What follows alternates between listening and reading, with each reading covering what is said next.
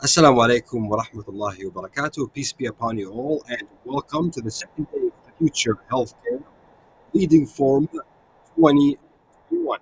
Today is the second day of the forum, and we will continue with our esteemed speakers, also who have very important and significant topics they will be speaking about. To kick off today's sessions, joining us will be Dr. Mohammed Al-Saghir. He's the CEO of Health Holding Company, and the topic is leading change and handling complexity. Doctor, welcome. Thank you for joining us. Mike's all yours.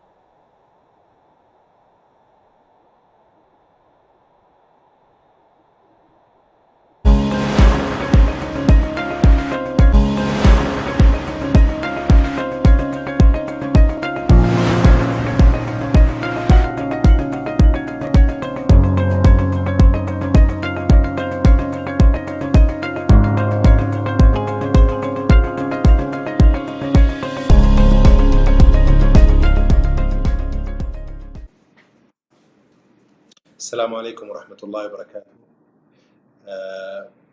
يعني سعيد بهذا اللقاء اليوم.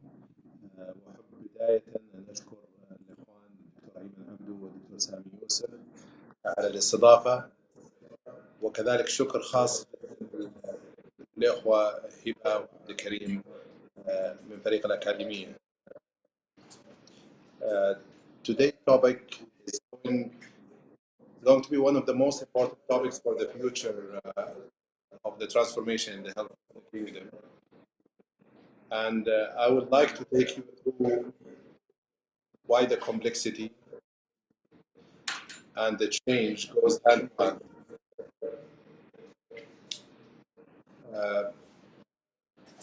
This statement by John F. Kennedy indicates that if you live in the past and the present, you will miss the future.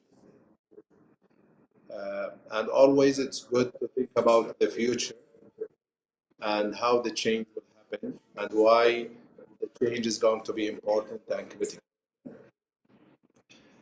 The changes today is happening because we are more focused on the population health. We are focused more on chronic disease management versus acute disease. There is a new technology coming that is disrupting the system around us.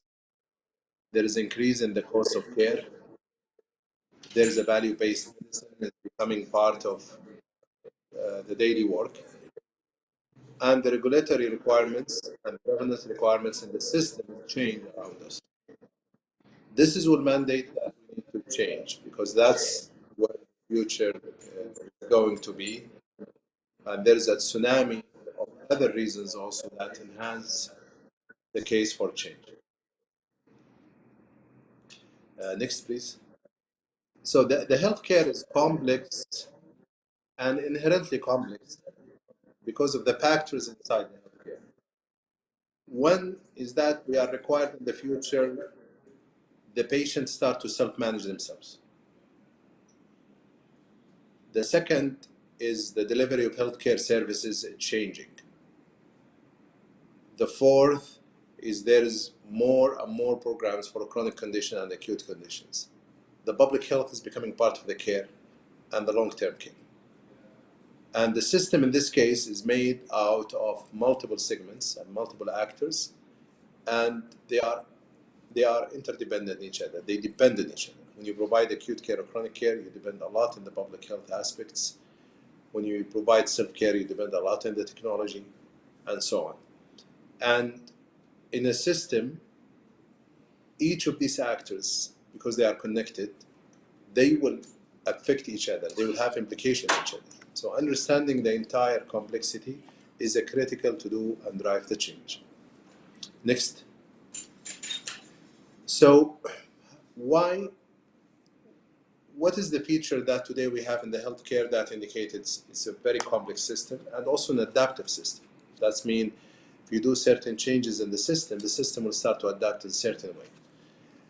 One, it's non-linear system. It's not 1 + 1 = 2. It's a very dynamic system.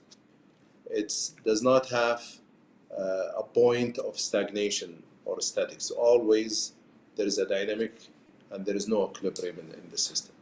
The second, the agents that play in the system, they are interdependent. Either it's regulations, either it's a policymaker, either it's a provider, either it's a payer. All of these interdependent agents, they are affecting each other and affecting each other behavior بشكل عام and positions. And the goals and behavior of these agencies, they could go in a conflict. They could be very conflicted to each other or against each other. The other thing is that these organizations usually, based on the ecosystem around them, they organize themselves, self-organize themselves, and they learn certain ways, and then they shape their behavior in certain ways. The other thing, there is no single point of control. There is no command control that could drive these entire agencies together. Next. Yeah. Right. This is making us that we are living in an era where we call it VOCA. And I will go soon over what does that word mean, and many of you maybe heard about it. And the reason we are going through the VOCA, even in your clinic you get affected by the VOCA, even in your office, because of the globalization around us and because of the technology advancement and the new innovations. And the level of complexity and the disruption in the humanity history never reached that level. And that's required different type of leadership. And we will talk more about the description of the leadership that fit to deal with this FOCA. Next, please. So FOCA mean volatility. That means the system is very volatile. مضطرب بشكل عام. Similar to any other markets, it goes ups and downs. There is uncertainty about the future. There is complexity inherent in the system because of the different players and the different actors, and there is ambiguity. ما عندك وضوح بالرؤية that take you for long number of years, and you just have to adapt to the changes that happen, and that adaptation is what prescribed the right leadership model to deal with this volatility. Next, please. So the adaptive leadership is basically a leader that is willing to face the challenges and deal with it and prepare themselves to manage the process of the change during these challenges. They also can overcome the challenges in order to achieve success, and they build capabilities. And they follow certain rules, three important rules. One, they're always good at prioritizing what is precious versus what's expandable. They know exactly what the priorities they need to focus on, and those priorities usually are a very important priority that change the entire system or influence the entire system. Second, they are willing to experiment, and they are willing to take smart risks.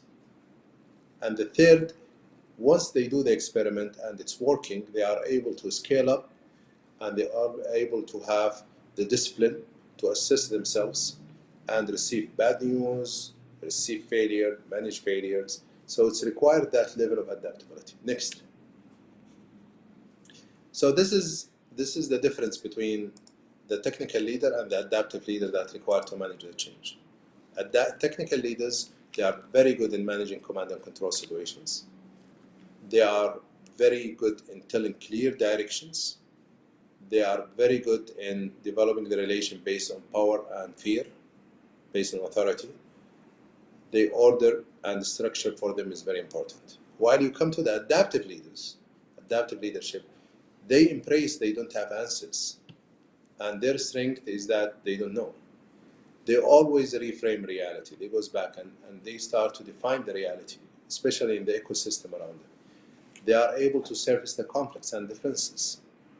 Because of that, all the time they are living in a situation where there is a hot and tensions around them, around the change and the progress. When they receive a work, they give it back to the people and the department, and they encourage them to solve it. They don't solve work for others, and they don't because they don't have the answers.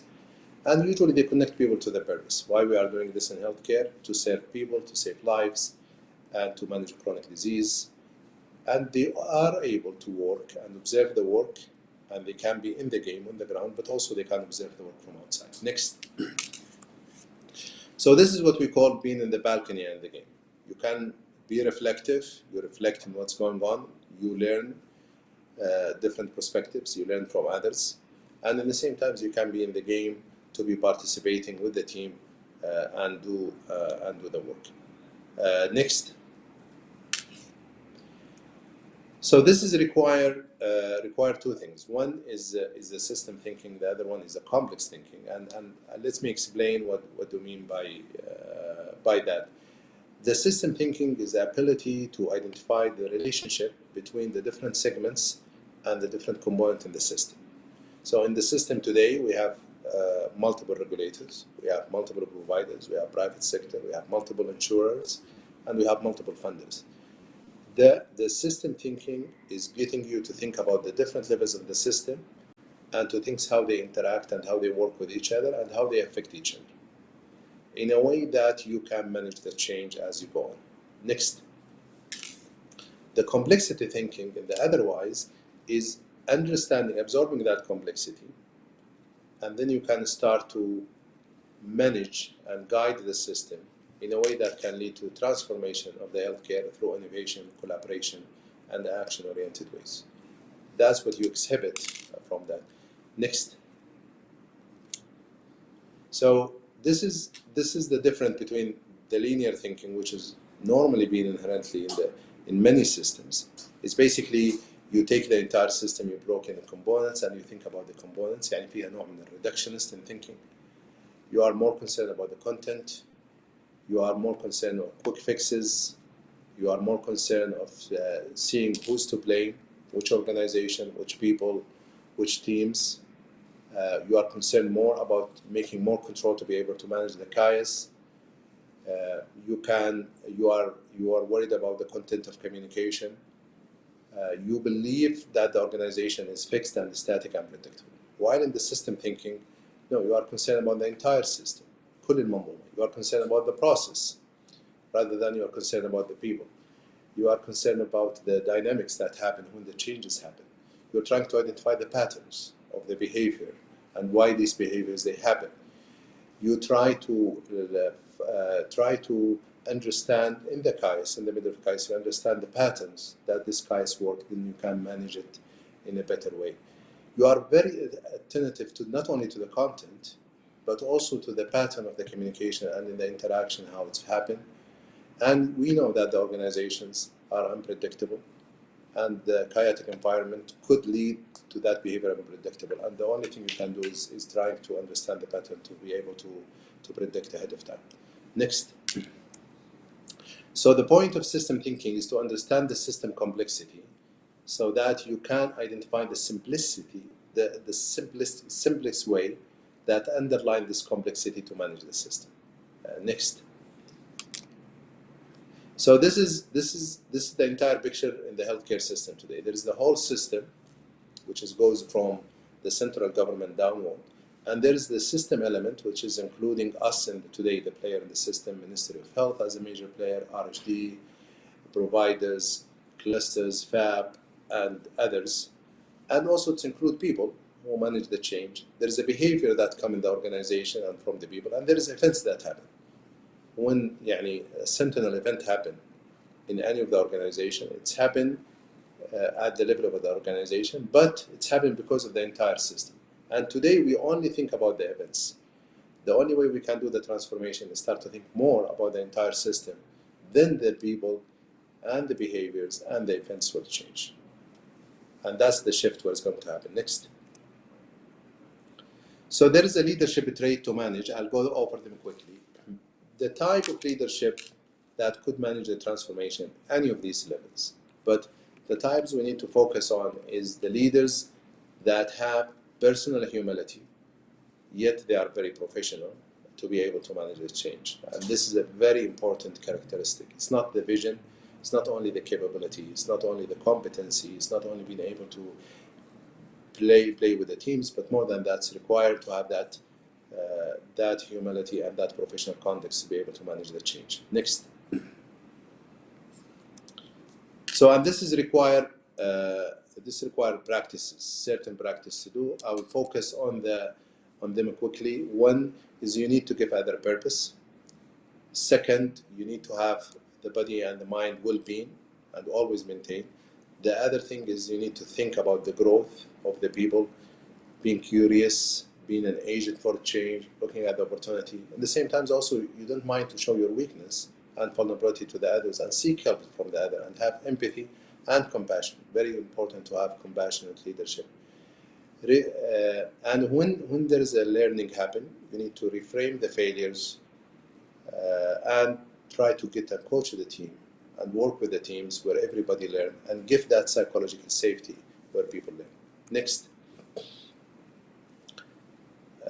That's give me the definition of leadership. The definition of leadership is the responsibility, taking the responsibility of enabling others to achieve the purpose under the conditions of uncertainty. And that's the definition of leadership. Next. So I ask all of you with this transformation, all the passion you have, all the talents, all the commitment, all the resources, in order to transform the healthcare, we need to go and rise beyond our personal gains, think beyond our teams, and think beyond our institution and boundaries, and think about the entire system. And we know that in this system we are one. Thank you so much. Thank you so much, Dr. Mohammed Al-Saghir. The topic was leading change and handling complexity. Doctor, now we will go to our Q&A segment. I have a couple of questions for you. Let me start with the first question, which is, during the pandemic, did the delivery of care services for chronic diseases slow down, or was it affected? Definitely, all the chronic disease management and the elective management, what we call رعاية الاختيارية, was affected. There is a very good recovery plan was put in place by many of the providers, and many of them, they were able to catch up during that time. And alhamdulillah, this is something happened by the end of 2020. There is more progress now in mitigating that as we are expecting the winter season to come. But I think the government and the country did excellent in the recovery of after COVID with the chronic disease and the elective cases. Interesting, Doctor. Doctor, my second question to you is, what do leaders need to be equipped with now to adopt effectively? So what is, let's say, also the things that the leaders need to be more effective, I would say? I think we need to know that we are as system builders. We are not only building our organization, our departments. Our knowledge and our personal mastery as a leaders comes from that we understand the entire ecosystem around us, and we understand that we are here to build the entire system. So that's I think is very important, and we need to get our teams to understand that. Today, if we start every organization think about self, does not think about the others. If every organization start to think about its departments, they will not be able to serve the patients, because we need to move toward human-centric. And in order to move toward the human-centric approach, we need to understand that human centricity only will be provided when you have the entire ecosystem and the entire system to function this. And that will take many years to build this entire system, but we could show a very good results. We could show huge satisfaction of the patients, and we could show huge satisfaction of our employees when we start to adopt that way of thinking. So that's I think is very important. The third thing is that we need to focus on training all of our leadership to become adaptable leaders. The technical leaders, they are important, but we should be able to switch between the two types of leadership, technical and adaptive leadership. In transformation time, you need most of the CEOs, most of the executive team, most of the middle management layers to understand it. Very well said, Doctor. Doctor, I have one more question to you also from the attendants. What is the difference between leaders and managers in terms of leading people to become adaptive leaders? Usually, managers they have a very clear process of what they do every day, and they have a command control roles, and they have a very clear outcomes they want to reach on, and they have clear authorities they use to drive for the results, and for them the structure is important. While adaptive leaders, they deal with the new plans, they deal with the new initiatives, they deal with huge uncertainty to take people to the future, and this uncertainty and these a lot of these questions that he does not have the leader does not have answer with, he's going to receive a lot of heat from the different stakeholders to be able to give that answer. And the only way that he become patient and resilient, and he get his team and the others to learn as they go, and we fix and transform things gradually through the transformation process. But there is no quick fixes, there is no quick answers, there is no immediate results. It's a process of that we adapt and we learn as we go and move. It's a framework of learning. It's not a framework of fixing things. Mhm. Very well said, Dr. Mohammed Al-Saghir, CEO of Health Holding a Company. Appreciate your time so much. You said it quite well. Thank you. شكرا شكرا. Thank you to our doctor. Now we take a short break, and then we're going to be right back to introduce our next speaker. So please stay with us.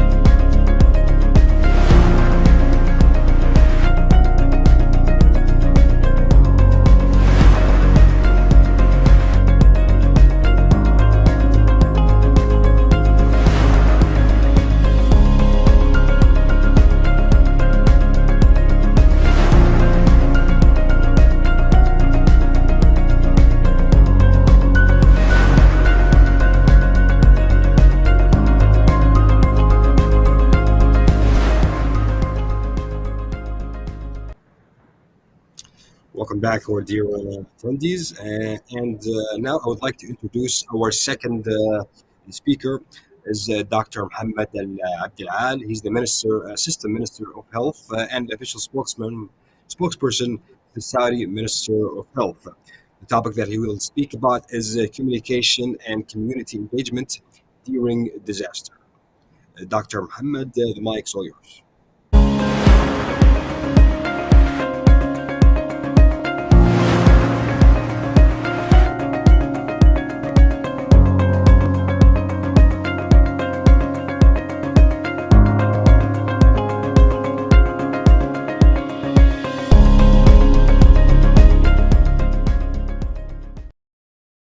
Hi, Assalamu alaikum. I'm Dr. Mohammed Abdel. I'm sharing with you, inshallah, today of the experience of health and communication with community during disaster times. I would like to start thanking all the organizers who are organizing this international conference for disaster medicine, which is a very important event that's happening and taking place in the kingdom with the international participation. As well as my special thanks to the organizing committee, the scientific committee, and all those who are participating in the preparation of this activity, particularly our dear colleagues in the therapeutic deputyship and Ministry of Health, as well as the team in the National Emergency Operations Center. And it's a very important opportunity to thank all of them for their valuable contribution to all the appropriate management and handling of any disaster or any emergency situation that's happening.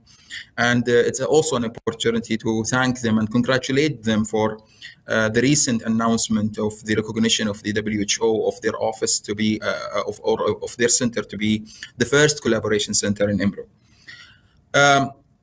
Let me start my share and my slides talking about different types of crisis. It's very important to understand that there are different type of crises, not only in terms of the clinical or medical way of handling the crisis.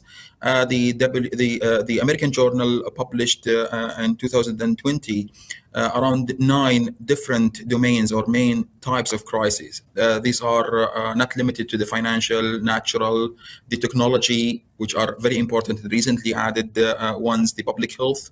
And you know all that we are passing a very important public health crisis since almost 2 years with the announcement of the new or the early new cases of COVID-19 infection. There are many other different types of crises, but all of you remember or we can recall some of them are sharing different or appearing ways. There are ones sites, there are ones related to small sites, there are ones happen for a long period of time, and there are ones happening only around few hours. The impact, different events are extremely different and variable. You can see that there are public health ones here, like Spanish flu, the COVID-19 recently happening. There are attacks like the ones in the 9/11 with all its international impacts happening over years and years. There are natural ones. With each, you can recall and remember that we acted differently. The systems reacted differently. The broadcast channels reacted differently. The communities reacted differently and impacted us in a way or another, or impacted different communities around the world in different ways. With all the differences and variabilities are sharing similarities. Here are the similar things that are happening, whatever the variability is in different events.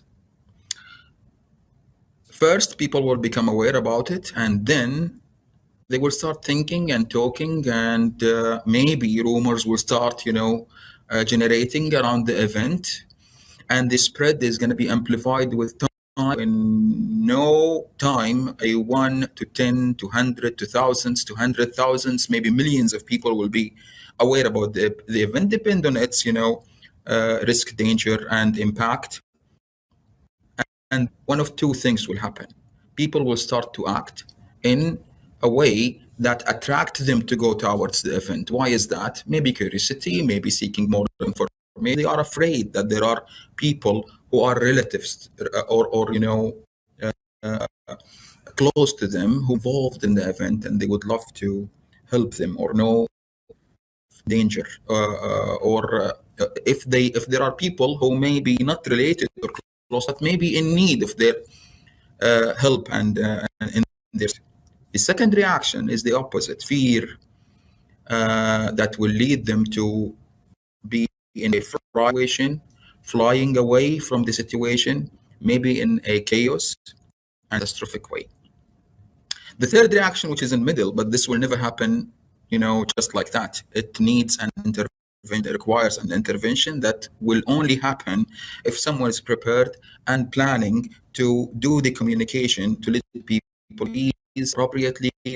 Their facts are there, appropriate intervention and action and interaction is there. And then people will start after that first reaction, whether to move toward the event or go away from it in a courageous, maybe dangerous action, or a frightening flight runaway mode, or the wisdom in the middle. All will happen, and then the subsequent things will merge with time. But this is the most important moment of time, the first thing to know and how you react to it. And these are the golden moments of communication with people. Remember that if no appropriate communication happen, a small two-car accident may attract lots of people that will block the way on the ambulance. Let some people, react inappropriately and further damage, or that, accumulation of people surrounding the small event may lead to endangering more and more people, and suddenly the polytrauma of two individuals may increase into 10, 20, 30 individuals because of this inappropriate or to run away from an accident, expecting or thinking or assuming that it's an explosion or terrorist attack happening and running away from it in a chaotic way may also create multiple accidents and more injuries. So maybe we are interacting, preparing appropriately to send our ambulances, our medications, everything is appropriate. We are planning, handling with the civil defense, with the security to manage the thing appropriately. But wrong message may create multiplication 100 times, 1,000 times the casualties that are impacted by the event, and then all our resources will not be capable of handling the situation. So communication is not less important than medications. It's the same. So we need it to be part of our emergency kit, part of our emergency and crisis reaction plans. It's very important to consider that there are, very important framework of the communication during crisis. According to WHO in its community engagement release 2020, they mentioned very important 5 things that are. You need to consider all the time that there are policies that are very important in the environment of our ecosystem of communication in crisis. There are organizational things. You need to look at institutions, for example, the community itself with all its categories, the interpersonal relationships and categories are also very important. You go down with the environment and the ecosystem to the single individual. All need to be considered. And here between these, and the individual message, the interpersonal, the community, the organizational, the whole ecosystem, you need to know that the message that need to move between all these different categories and groups need to be accessible. People, you need to reach them everywhere, and the message need to be clear, focused, in a very understandable way, timely. So it's very important to be immediate responses of a very critical value in this aspect, and relevant. Credibility is a very 100%, and it's very important to let it be not only inappropriate messages, adding info to people, but also driving them to appropriate actions and behaviors. And these are very important 3 things out of all the communication goals and objectives. And these are all mentioned in details for those who would like to know more about an emergency risk communication releases by WHO in 2017. They mentioned very important points in the WHO recommendations in documents about that. It's very important all the messages or the communication objectives in crisis to be in promoting awareness and understanding appropriately what's the magnitude and the true magnitude of the risk and its required decisions. It's very important also to manage the expectation of people. It's also very important to manage the rumors and the early rumors that may appear during the early phases of the crisis. And it's also very important to build more and more and more on the trust, because without appropriate trust, with weak communication, inappropriate communication, whether it's lazy or incomplete or ambiguous communication, all will add to the lack of trust. So it's very important to communicate immediately, transparently, to add more to your trust. In COVID-19, we encountered, on top of all these complexities, 4 main added more complex things. First, we are dealing with a situation that is full of uncertainty. Second, the information demand is huge. Not millions of people or 10 millions of people are asking for the information. It's the whole 7 billion individuals around the world plus are asking for information and demanding for information, because the pandemic situation is touching every aspect of their lives. Rumors are there, definitely, because anyone would love to spread any kind of message, and will never find anything better than COVID-19 to talk about or to package whatever kind of message to send to the whole world. It's also important to manage the evolving information. Studies are in tens and hundreds every day. Releases are unlimited. The amount of data that are added to the scientific field or even the assisting fields to the management of the pandemic are huge, tremendous. It's really unbelievable, and no one can catch the amount of information that are added, whether it's appropriate, inappropriate, valid, invalid, accurate, inaccurate, full of bias. No, it's very evidence-based. It's very complex, but there are evolving information, and handling this information is another challenge. with all these challenges, it's also important to remember that normal situations are different than crisis mode. So in crisis mode, it's not only that the misinformation is of a concern, but also it's maybe deadly. So we need to handle it with very special concern. It's also very important to understand that multiple voices, which may be expected and accepted in situations where we are in normal mode, like that different ministries will appear with different, message, different, events and stages, is not accepted in the crisis mode. One voice is a very important thing. It's also important to consider going to people wherever they are and communicate with people in any platform that they are using, rather than bringing them and maintaining them. You need to go wide in the communication, and there are many other. Crisis also will move from one phase to another, similar to the crisis and general handling and emergency situation management that our dear colleagues, expert in the management of emergency medical disasters, are handling, from the readiness and planning appropriate way of preparing to handle any situation, through the phase of responding to the alerts, then handling operating it through the recovery phase, and then restoration of the normal situation, maybe with the lesson learned. The same phases you will find yourself moving with in terms of management of communication in crisis. And the Kingdom of Saudi Arabia in management and of the communication related to COVID-19, we started by very important strategic, three important objectives. One, all our messages to protect lives. Second, we are building to the trust of the community in our health sector. Third, it's very important also to enhance and share the Kingdom's role on a global level. The media is a very important aspect of way and mean and strategy of communication. The community empowerment, not only depending on our media power, is a very important thing. And to the important two things mentioned earlier, the electronics and digitals and e-health in particular, and sharing the info. All used with different tactics. The tactics that are used, nationally by government plan is a very important thing. We were focusing on our community, so community in the center of all this communication. It's participatory, so all those who need to participate are participating. It's about trust and building trust from time to time, from moment to moment. And it's very important to mention that we were depending on data, facts, openness, and transparency. The different agencies are coming in a very integrated way, in a very coordinated way, and this is a very important thing. And it's always inclusive of all groups and all categories, and the accountability and responsibility is always there in all stages of this communication.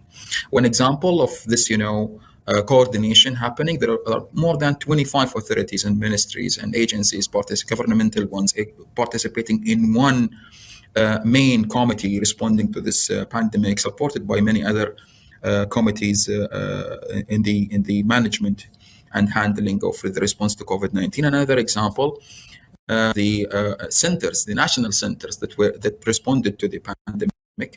The National Emergency Operations Center is one of them, and they are a group of the organizing committee of this very important international conference. There are other centers like the CCC handling the outbreaks and epidemiological and public health related events in the Kingdom, and the National Health Command Center, the NHCC, where different sectors are participating all together, whether in response to the outbreaks, in response to the command and data and the related tickets, or to the emergency situations.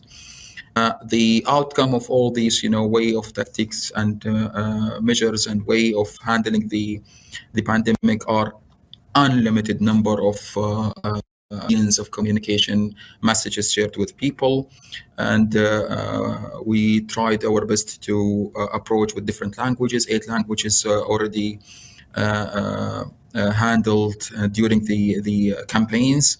The official conference conducted more than 200 times. All different ministries are appearing and authorities are appearing in one conference, and this is the one voice kind of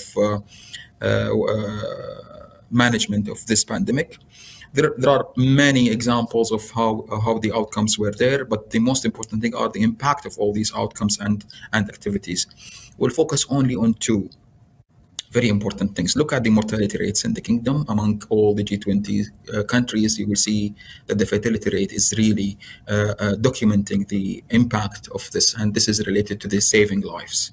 And when you go to the recovery, you will see the kingdom also the second, and this will represent that all these are not only at the early response, but also through the all stages of the pandemic and convincing the people appropriately with trust into being compliant to all restrictions and all precautionary measures that they need to take, plus the vaccination campaign that's successful with so far more than 20 million individuals completed their vaccination. Between these two only examples, there are tens of examples where the kingdom, if not the first among the top 5, then maximum among the top 20 around the world, with lots of certificates and comments of appreciation and thanks to the kingdom from different international organizations and authorities. All of this an outcome of the support of the government, of the accountability of all governmental agencies, and the community accountability and compliance to all the required interventions, plus appropriate healthcare intervention, including the public health, as well as digital health, as well as emergency preparedness and response, plus appropriate communication. With this, I'm at the end of my presentation. Thank you very much. Thank you so much, Dr. Mohammed Al Abdali, Assistant Minister of Health and the official spokesperson of the Ministry of Health, as he spoke about communication and community engagement during disaster. And now I would like to introduce our next speaker, Dr. Nofal Al Jarayan. He's the Chief Executive Officer of the Medical Referral Center at the Ministry of Health. And he will be speaking about paving way for future's generation.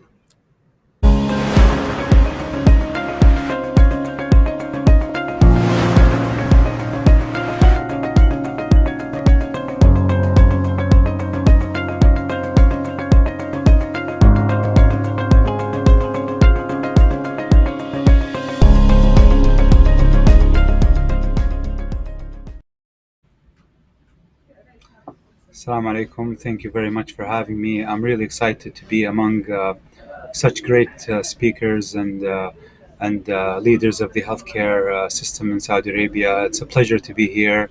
This topic is going to be a bit tricky to talk about because it talks about leadership from both ways.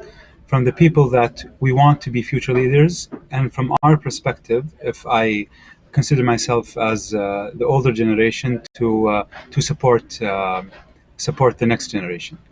If I can kindly have the next slide.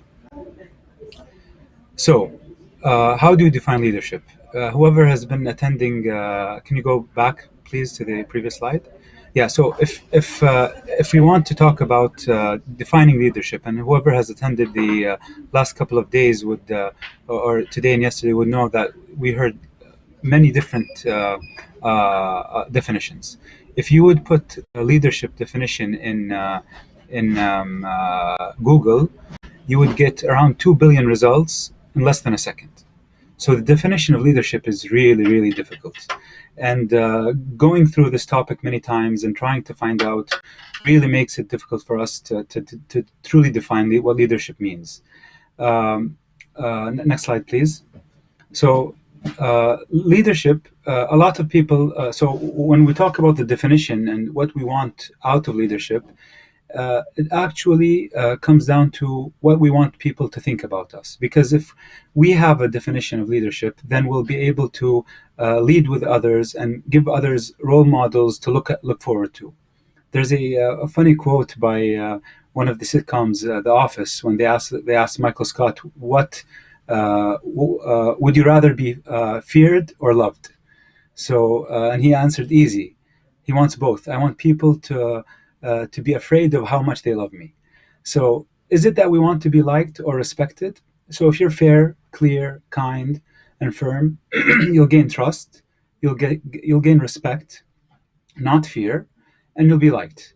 And by that, you'll be able to lead with others, and you'll be able to see the best in others and find out who the true leaders are and how to groom them, help them, and support them to reach what they want. Next slide, please. So, is leadership a one-size-fits-all kind of thing? If you look at this diagram, it's supposed to help you. It's like a decision scheme that helps you choose what kind of leader you want to be. And just looking at it gives me like vertigo. I wouldn't want to go through this to find out what kind of style I want. Leadership styles are difficult to adapt. You should know what kind of leader you are. If you go to the next slide, please. The most beneficial kind of leadership style, I believe, is a situational leadership style. So you're going to have to deal with people from newly grads, fresh grads, interns, students, to executive people. Students, when you deal with a student, it's much more different than dealing with an executive director at your place. So as a situational leader, if you're able to change the degree or bandwidth that you deal with people, and you change according to their needs. So a student might need direction, might need a lot of coaching. A senior person, all he needs is delegation. So by adapting this kind of leadership, you'll be able to see the people who work with you, to be able to choose from them, to direct them or coach them or support them depending on their level. Next slide, please. So, communication. I believe having a good communication skill and high emotional intelligence is the key for proper leadership and proper ways of seeking people who to support and provide care and direct properly. If we sit in our offices, if we sit in our offices, or if we direct by emails or by official meetings, then we're not going to be able to find out these people that we want to choose or support for future leadership positions. You have to communicate well. You have to know people. You have to know them by their first name. You have to know if they have a hobby. If you have to know if they have someone sick in the family where you can ask about. Working with people needs the human touch. I know that we hear sometimes that we have to keep distance between you and your colleagues, but that never reaches the degree that we want for you to be able to choose a leader. Next slide, please. So, going down to the experience in the Saudi Health Commission. So the Saudi Board of Emergency Medicine has significant leadership responsibilities paved or embedded within the curriculum, either by passive or by active process. Maybe we can look forward to more rewarding in regards to this kind of leadership, because the effect on it, on the healthcare organization and on patients, is huge. So we do have it in our curriculum, and it does help a lot. And in the coming slides, we're going to see more about this, and we'll see how it really does affect how we work. Next slide, please. So mentorship. Mentorship is available in the program. Me, as a person who was involved in Saudi board training for a very long time and still involved, I found the best way for me to choose the people who I would dream of working with is through mentorship. People who have ambition, who have passion, who have dedication, who are willing to really go beyond to provide professional care and professional work, are seen through mentorship. So I would recommend to all my colleagues looking for leaders to dedicate more time in mentorship. I remember Dr. Ayman Abdu, when I was a medical student. I'm sorry if to say that, and Dr. Ayman will know now how old he is and how old I am. When he first came back from his training, I was a medical student. Me and Dr. Yasser Alaska sat with him, and we developed the first internship guide for new interns. And through then, he helped me and he supported me, even though we didn't meet that much. But just seeing him there and working with him helped me a lot in choosing my path. Next slide, please. Being a team leader really helps in emergency medicine.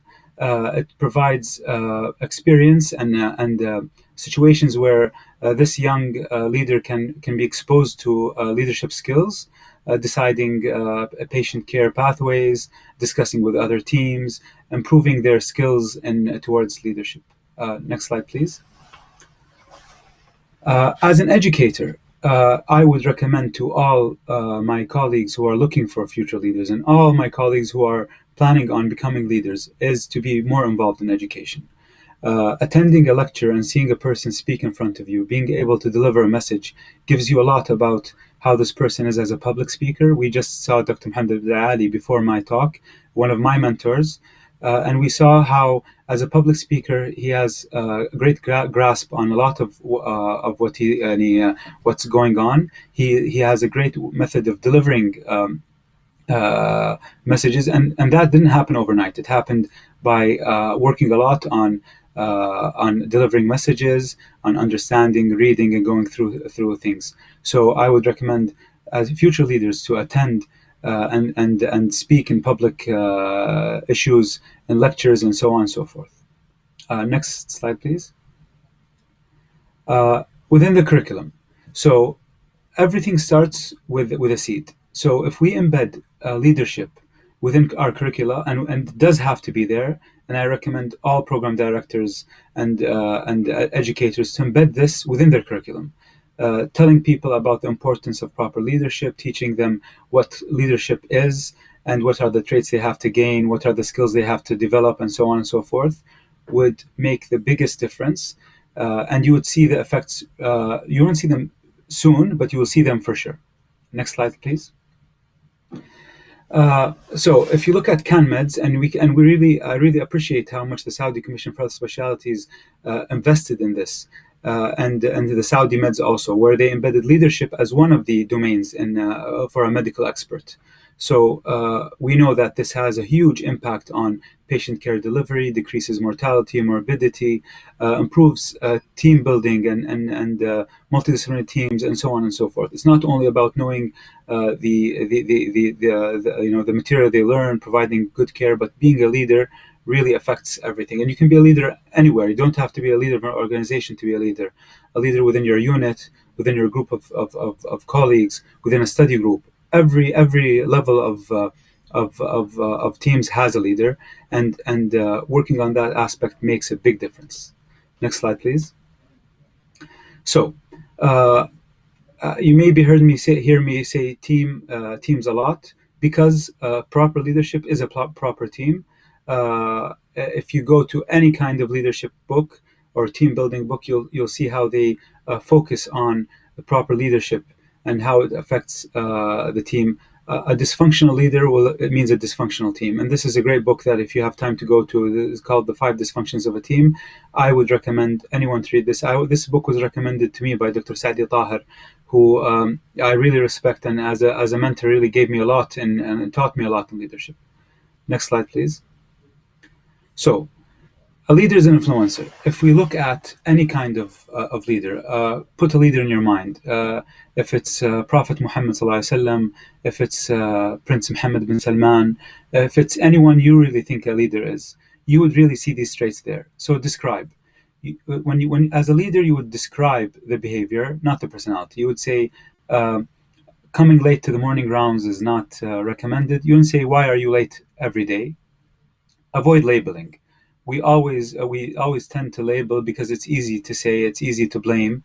فلان دائما متأخر، فلان أسلوب نقاشه سيء, and that really destroys the team. Point out the impact. Tell people how important they are. Tell people how their presence, how their contribution is important. Don't try to dig. If a person gives you an excuse, don't corner them, don't blame them. Just accept how they are and try to describe what made you feel that they were underperforming, and so on and so forth. Next slide, please. So a leader is a coach. Being a coach is a difficult task. You have to be specific. You have to suggest solutions. And you have to ask permission. حتى في النصح دائما واحد يستأذن هل ممكن أنصح ولا لا بطريقة مؤدبة. طبعا ما نقول واحد ممكن أنصحك ولا لا بس بطريقة مؤدبة. But being a coach is a very important aspect. Next slide, please. Being a motivator, always give positive feedback. Don't just tend to give negative feedback. Give recognition, tell people how important they are, and give appreciation. And know your people, your team at personal levels. Next slide, please. So is it acquired or inherited? دائما في مقولة يقول كم واحد عظيم ولد في قريتكم. يسأل واحد شخص ثاني قال ما عندنا أحد يولد عظيم في قريتنا. دائما يولدون في قريتنا أطفال. لكن it's acquired. You can't inherit this only. Next slide, please. So be the reference, be a role model, be a problem solver, be accountable, be decisive, be clear, be organized. This is how you can understand and you can influence others to become better leaders. Next slide. There's a lot of evidence, a lot of references, Harvard Business Review, the Saudi Commission, articles about being a leader. You need that to really find out the people around you and see how you can influence them to become leaders. Next slide, please. How to invest in young leaders. So maybe Abdurrahman Al-Qahtani and Dr. Badr Ataybi are going to be happy when I put them with the young leaders, but these are the people I worked with, and I found out that they were leaders. These are graduates of Saudi Board of Emergency Medicine. They all had people who believed in them and who gave them the way. Dr. Muhammad Tasghir is one of my influencers. And all these people had people who believed in them and gave them the way and paved the way for them to become proper leaders. Next slide, please. So no one is born a leader. You have to learn how to do it. You have to keep on doing it and do it as hard as you can. Read, be close, become a proper leader, to learn how you can identify future leaders and try your best. Next slide, please. Be visionary, know where the places are, know the numbers. It's like playing with Lego, know where all the parts fall in together, and be precise and clear. Next slide. And thank you very much. I hope I didn't bore you with all this talk. It was a great talk. It's very difficult to put everything into one presentation, but attending this conference for sure will help you understand and help you pave the way for future leaders and support them and groom them and be happy because they're going to take care of you in the future as you tried your best to take care of the people around you. Thank you very much. Thank you so much, Dr. Nofal Al-Jrayan. Very well said. No, you were not boring at all. In fact, actually, you were very informative, and I personally enjoyed it, and I'm sure also the attendees the same. Now, Doctor, we will go to our Q&A segment. I have 3 questions for you. We'll start also with the first question. Is it possible that a leader attain more than one style? And how would one know to adopt one style more than the other? Great question. So for sure you can attain more than one leadership style. If a person goes now to any kind of survey online, there are a lot of free surveys, it would tell you what kind of style you have right now. I don't believe in using one style rather than the other. I believe in changing the level of leadership or engagement you have with the person you're working with. So if you're directing a person who's at your same level, because one day or another you're going to be subordinate to a person who might be even younger than you. So that person will deal with you differently than the way you would deal with a fresh grad. So I believe, yes, use multiple styles, use as much as you can, as long as it's acceptable and it's easy for you. Don't try to use a style that you're not comfortable with. It's like wearing shoes that are not yours or not your size. And people will notice. Great example, Doctor. Doctor, let us go to our second question. It says here that in mentorship, is there any special criteria that should be followed in order to make it work? So I've seen a lot of mentorship programs. I was the associate dean of College of Medicine once, and I've been a deputy chairman. I've worked with students, paramedics, physicians, nurses, consultants, and so on in different roles. I believe, and with different kind of structured mentorship, I believe investing in mentorship and making it feel natural is the way to go. I've worked with Dr. Abdul Ali for the last 2 years. The best kind of mentorship we got, or I got out of, was walking with him around the office and drinking coffee and listening to him and seeing how he would give me feedback and so on. So involving people in it, making it as free and as open and as long as possible, just to get people to trust you and then to start listening to you. Greatly said, Doctor. I will read you the third question. It says here that as a starting or emerging leader in this leadership journey, where and how do you recommend to start this journey? So I would recommend anyone to start their journey with someone they respect. I always recommend to my colleagues, my friends, my students, to look for people they respect a lot and try to spend time with them, officially or unofficially. Learning from people, their mistakes, their recommendations, what to do and what not to do, what to read from and what not to read from, where to spend my time and how to spend it, makes the biggest difference. So I believe, and you would find a mentorship and guidance in the smallest things. Just look for things that you respect, people you respect, and spend time with them. That would help a lot. طبعا reading and going to references and books and so on will help a lot also. But I believe mentorship is the way to go. Very well said, Doctor. We appreciate these words and the information that you have educated us with today. Joining us was Dr. Naufal Al-Jrayan, Chief Executive Officer of the Medical Referral Center at the Ministry of Health. Thanks again, Doctor. Our dear attendees, short break, and then we are going to be right back. So please stay tuned.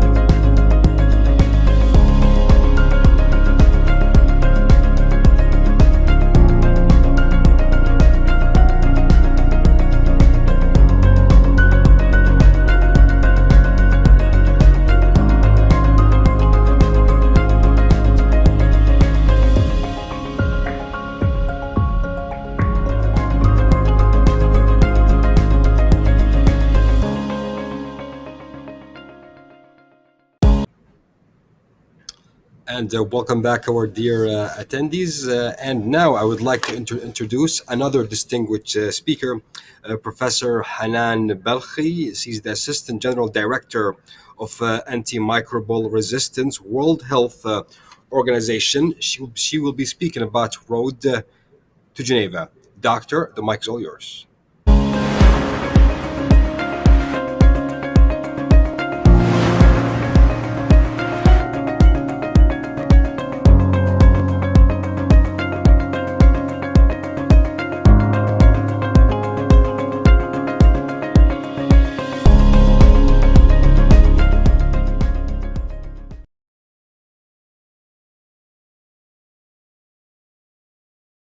Good afternoon, everybody, and thank you very much. I would like to thank the organizing committee for inviting me to be part of this very important event. I was wondering whether the slides will be on the screen or not.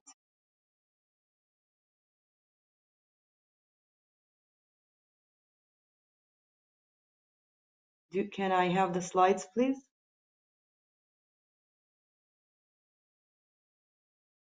Great, thank you very much. So the topic that was chosen for me was the road to Geneva. So I decided to have some reflections and divide, next slide please, and divide my presentation into three major parts. The first part, if you can move to the next slide please. Yes. The first part is what is in Geneva? Why am I talking about the road to Geneva? What is in there? The second one is stories during my journey. And the third part of my presentation, I will touch a little bit on leadership traits. The next slide, please. So what is in Geneva? Before I speak about what is in Geneva, it's important for me to frame the whole area that I work in, which is public health. It's the science and art of preventing disease, prolonging life, and promoting health through the organized efforts and informed choices of societies, organizations, public and private communities, and individuals. This is a long but extremely valid definition from 1920 from Dr. Winslow. The World Health Organization, that is over 70 years old, is the global leading organization serving 194 member states with over 155 country offices. The next slide, please, shows the area that I'm leading as the Assistant Director General of Antimicrobial Resistance, which was established in 2019 as a separate entity, which I currently lead. The next slide, please. The topic of antimicrobial resistance is a very complex one. And the reason why I'm showing this here, because there's a lot of you in the audience who probably are practicing as pure clinicians. My career from a very early part of it, I went from a pure bedside clinician to someone who deals with a bigger perspective of infectious diseases, which was infection prevention and control. And later on, I moved into research and then now into global public health. Now, the reason why antimicrobial resistance is a problem, it is causing death, as you can see. It causes death, morbidity, mortality. It will be pushing through estimates in 2050 of over 28 million people into poverty. It will cause significant increase in healthcare costs if not managed well, and it will also cause a significant decrease in livestock production. It's something that goes even beyond the human health aspect. If we go to the next slide, please, you can see that the areas that are involved in the antimicrobial resistance phenomena includes humans, feed, plant, crops, environment, fish, terrestrial, and it will significantly delay achieving the SDGs. Not only the third SDG, which is relevant to the healthcare sector, but 7 other SDGs related to clean water and sanitation, for example, industry and innovation, reduced inequalities, and so on and so forth. The next slide. Here was the design of the department, or the 2 departments that are under my division. One that needed to lead on orchestrating the complex situation of antimicrobial resistance, where 70% of antimicrobials are used in the animal sector, and exposure to antimicrobials unwillingly through the feed, through water, through improper or non-judicious use of antimicrobials is a very complex one. There needed to be a global coordination body, and we do that within the AMR division along with the tripartite joint secretariat, which works closely and orchestrates the work between OIE, FAO, and UNEP, which are three other major organizations that have their own mandates in their own sectors. But the antimicrobial resistance to be coordinated within the One Health sector was extremely important and very much needed and demanded by our member states. The second department, which is surveillance, prevention, and control, which focuses on the major areas that need to be addressed for the specific human health sector. So I don't want to get into the details of what the different departments do, but I just wanted to highlight the complexity of this and how it became very interesting to me to be part of this major teams and organizations working on the global stage, trying to ensure that we continue to secure effective, affordable antimicrobials at the time when needed to our patients. The next slide, please. Now I move into part two. I just wanted to frame my background and what do I actually do today in my job at the WHO. Now, the relevant stories to my career, trying to frame this whole issue of leadership, I think when I look at and reflect in the through my career, and also looking at many of the individuals who influenced me, inspired me, who I see as good leaders, you always find that at the beginning of their career, they had a solid base.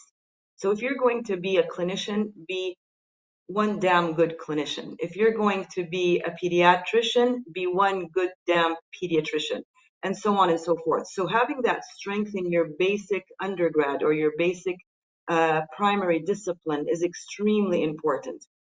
The next element is learning how to be part of a team, learning how to participate with a team, how to certainly handing the baton. When you're in a marathon, you have to hand over to the next person, and you have to receive from the person before you. I think during our residencies and medical school and fellowships, we learn how critical dealing with your colleagues within the team, whether you're seniors, your juniors, whether it's your the other specialties that work with you, whether respiratory therapists, radiologists, definitely the nurses, all of the other disciplines around you. You have to work in a team, and that will be one of the major reasons to a good, successful leadership career in the future. Later on in your career, as you can see the different stages: medical school, residency, fellowship, early career, mid-career, later career. I didn't say late career, I said later career, is continuing to build teams. One of the things that I continue to be extremely proud of during my career in infection prevention and control, when I used to work at the Ministry of National Guard, is many of my infection control practitioners that worked with us are now leading infection control programs in other hospitals around the Gulf and even outside of our region. That makes me extremely proud. And team building through mentorship, through collegiality, through professionalism becomes very, very important.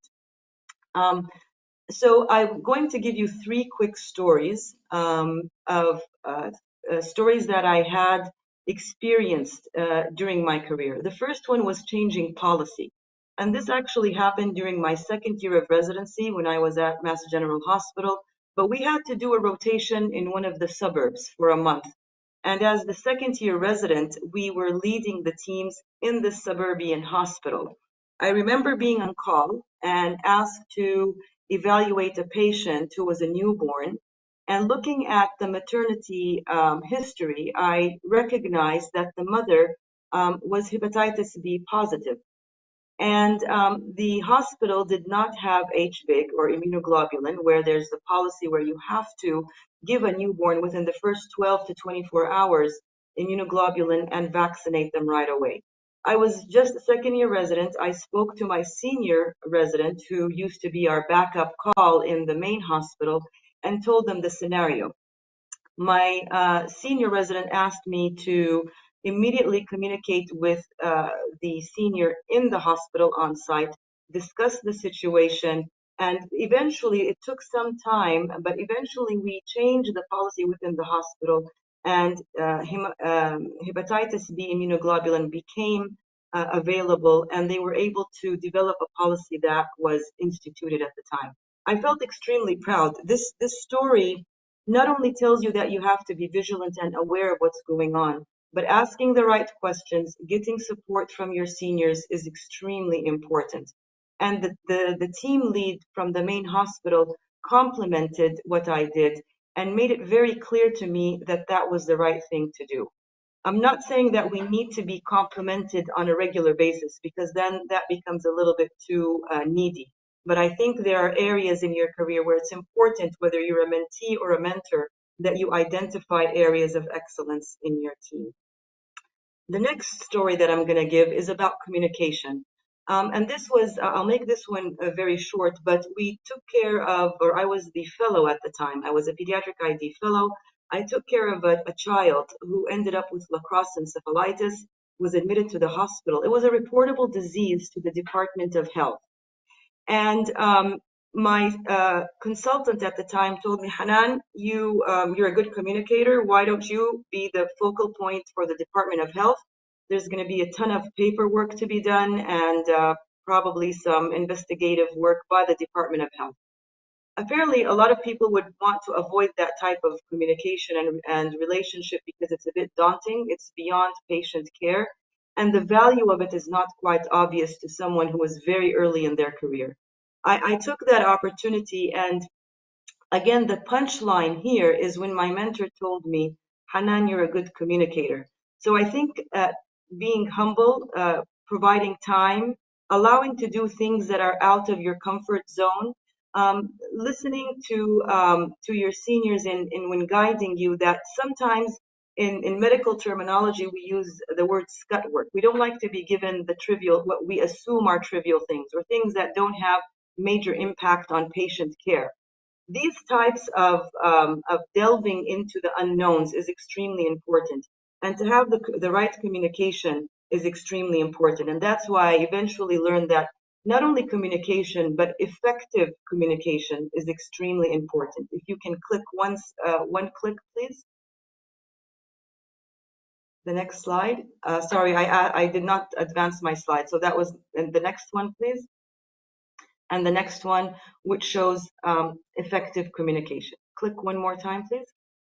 Excellent. And one last time. Great. Now, this slide, which is facing uncertainty, this was an experience that I had in establishing the infectious disease research laboratory at KMARC, when the whole KMARC as an entity was quite at its very early stages. This was in 2017. And quite a significant part of the vision for KMARC was for it to have a solid infectious disease unit. And to be honest with you, that was already 8 years for me after returning from the United States, where I did 2 years of basic bench research. And I was not really sure that having a research lab at a tertiary care hospital would really fly or go too far. But I had a leadership around me that was very keen, an organization that I can, to say the least about the Ministry of National Guard, where I worked for 20 years. I think it was a breeding site for leaders. And you've heard many of my colleagues on this specific platform. But I saw it in front of my eyes, junior staff coming from their training and really excelling quite fast. And I think it was the culture within the organization that allowed us all to kind of fly and soar high. That's something that's extremely important when you're at a higher leadership. You need to be able to identify those with potential and push them forwards. I want to mention here Dr. Muhammad Al-Jum'a, who was a dear friend of mine, and he actually lured me into the first team of 5 individuals who were working really hard on establishing the research center. And of course, our CEO at the time, Dr. Bandar Al-Ganawi, and before him, Dr. Abdullah Rabi'a, specifically, who were very keen about establishing the research center. So I took it upon myself to really try to understand what would be a good vision for a research center within the Kingdom of Saudi Arabia that's filling a gap and does not have too much competitors at the time. And infectious disease research with a focus on antimicrobial resistance was really my initial passion. It evolved after that, specifically during 2015 with MERS coronavirus, into trying to establish, and that's where you change a little bit of the focus based on the teams that were being brought into the system. I remember two, or I don't remember, I know very well two extremely close colleagues, Dr. Majid Al-Gharabi and Dr. Naif Al-Harbi, who even before we had a building, I went to them to try to sequence some of the isolates. That was true uncertainty for me. I really didn't know where I'm going. I wasn't sure about my own research project at the time. And they were two young, ambitious scientists who are now metamorphosed into some really top-notch, hotshot scientists who I'm extremely proud to have in the organization at the time. So I think facing uncertainty, it's not always clear where you're going with your work. But I think when you have a vision and you have a dream and you have a passion, then you will go far. I'll move into my next slide, please, and my last slide, where I'm trying here to identify three critical areas in leadership. You have to have passion. Your passion could be perfectionism. Your passion could be the topic itself. Your passion, but you have to love what you're doing. The second one is effective communication, writing, body language, communication through verbal communication, empathy, mentorship. Communication is not just speaking. Communication is a whole way of making linkages with people and making things happen. And the third one is perseverance, which means never giving up. I usually have 7, 8, 10 projects working at the same time. And usually maybe 10, 20, 30% of them reach the completion, which I usually aspire to. And to persevere and not to give up and not to be pessimistic are extremely important traits.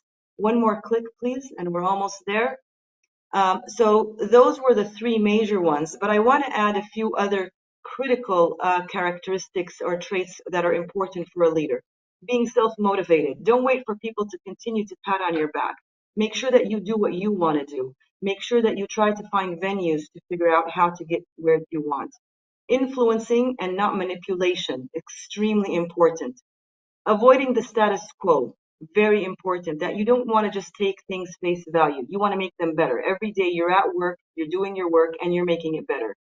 Tolerance, humility, and appreciation, thanking people, understanding them, and being humble, that no matter how high we reach, we're really just a drop in the ocean.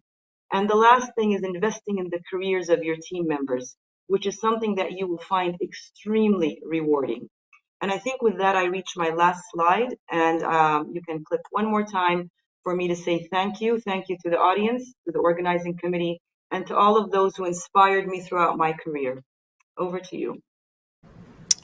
And thank you as well, Professor Hanan, for that very inspiring as well, also, and informative points that you mentioned. Professor, I have now we will go to our Q&A segment. I have two questions for you. I will start with the first question, which says, what would you, from your experience, do you think we need to enhance antimicrobial management leadership in the Kingdom of Saudi Arabia? Thank you very much. I think it's a very difficult question. I think because I understand the complexity of antimicrobial resistance, the WHO has provided so many tools, and the member states themselves have supported what was released in 2015 as the Global Action Plan on AMR for countries to establish their national action plans. There needs to be clear leadership and willingness and prioritization of this problem as a health topic, an environmental topic, an agriculture topic, a very complex topic that requires bringing in the political and financial leadership into the picture. And then after that, the work needs to be disseminated into the different areas of concern. So I would love to spend a full hour just on this, but I think if I would sum it up, whether it's for the Kingdom of Saudi Arabia or many of the countries, whether high, mid, or low-income countries, it is really the prioritization, the political and financial leadership. Very well said, Professor. Professor, I will go to the second question, which says, what would you recommend for emerging leaders to hold on to most important values? So I think that the question is, what are the two most important values to have in a leader? I think that my last slide might, I have to repeat those three traits that I talked about. You need to be passionate, you need to be an effective communicator, and under that comes so many traits, and perseverance. So I think the last slide really summarized all of that. Of course, being honest, being fair, being optimistic.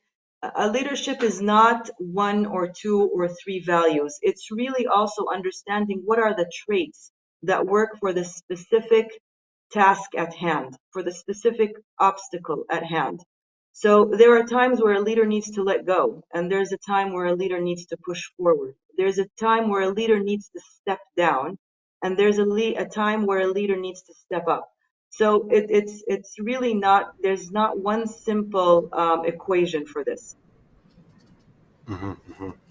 Joining us was Professor Hanan Belkhi. We appreciate your time so much, Professor.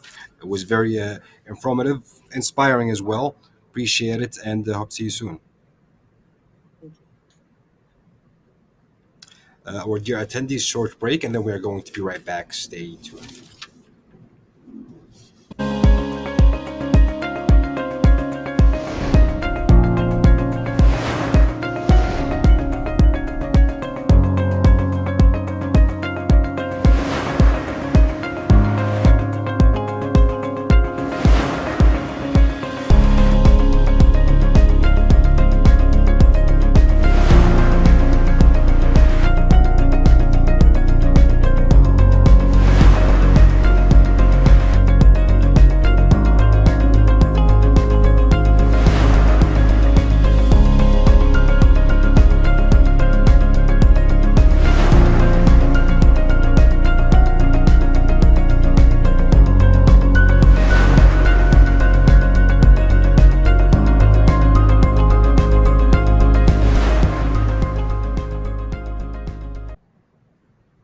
And welcome back, our dear attendees.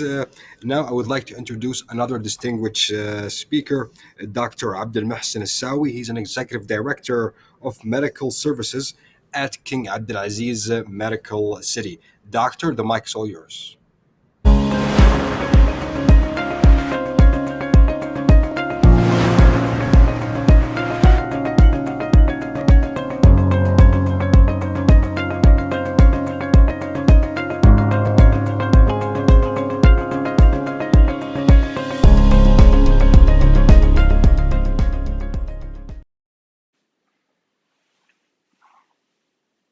السلام عليكم ورحمة الله.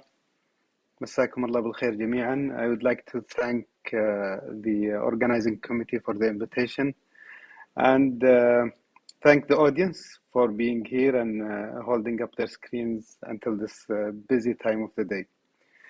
I'll start my presentation.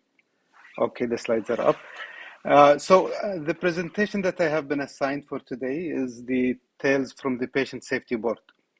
And hopefully this is going to be a topic that touches on every part of your clinical practice as a practicing healthcare provider or as a healthcare leader, either currently or in the future. Next, please. So the objectives of my presentation will give you a brief background on the subject, just enough to get you oriented on the subject of patient safety. And then reflecting on the years of patient safety leadership at the National Guard level, we'll try to give you the top two, I would say, advices or the top two learning lessons. One for you as a healthcare provider and one for you as a healthcare leader. Next, please. Just to set the stage, I'll give you a brief background on the organization that I currently work in. I work in the National Guard Health Affairs, which, as you're probably aware, is a system that is covering different parts of the country. It has a healthcare provision arm, a healthcare education arm, and a healthcare research arm.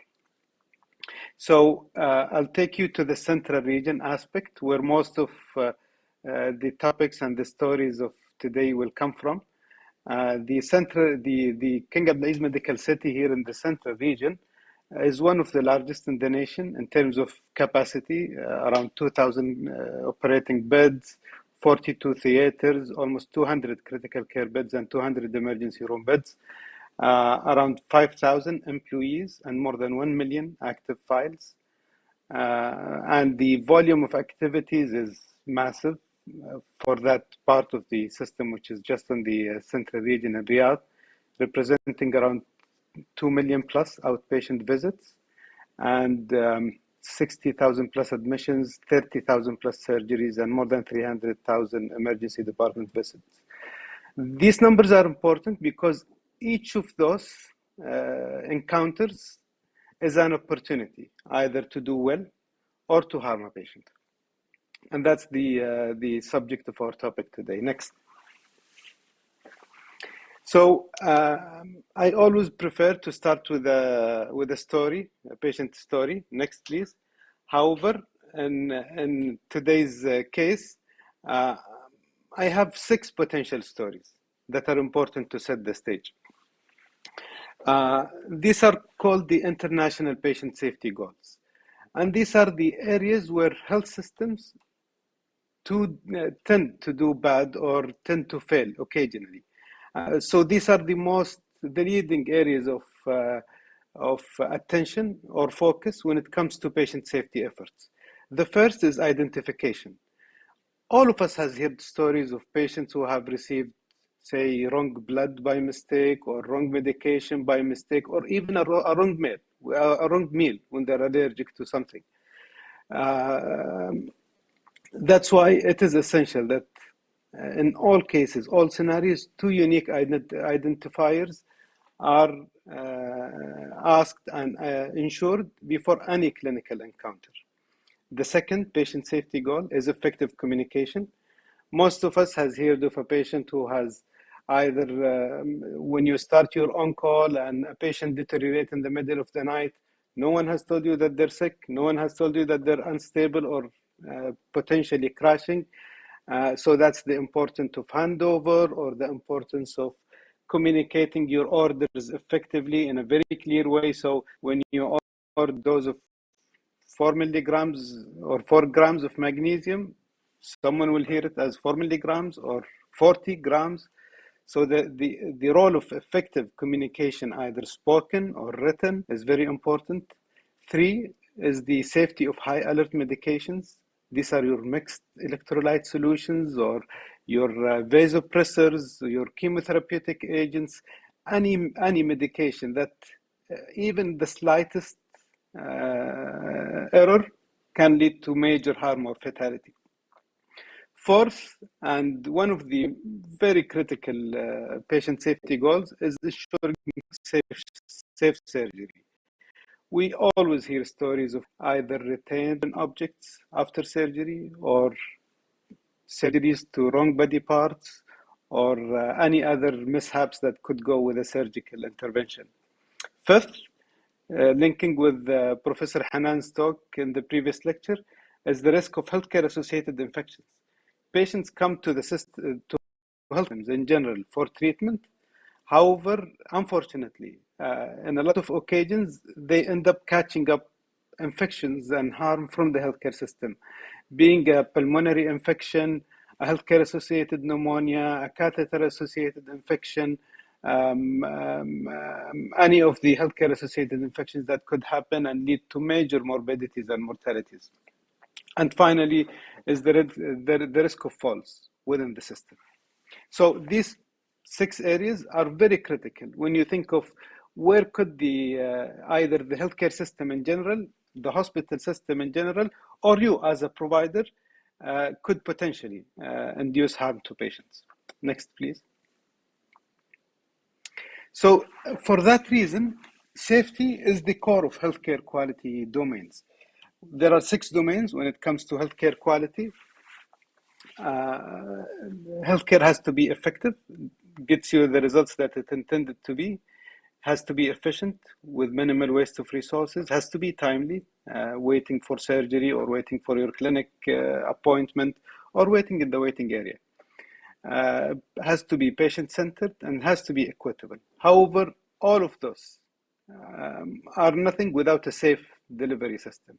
So safety is the core foundation of healthcare quality. Next, please. So, unfortunately, adverse events due to unsafe care is one of the leading causes of death and disability worldwide. 1 in 10 patients who are hospitalized are harmed while receiving care. These are facts from leading systems and leading countries worldwide.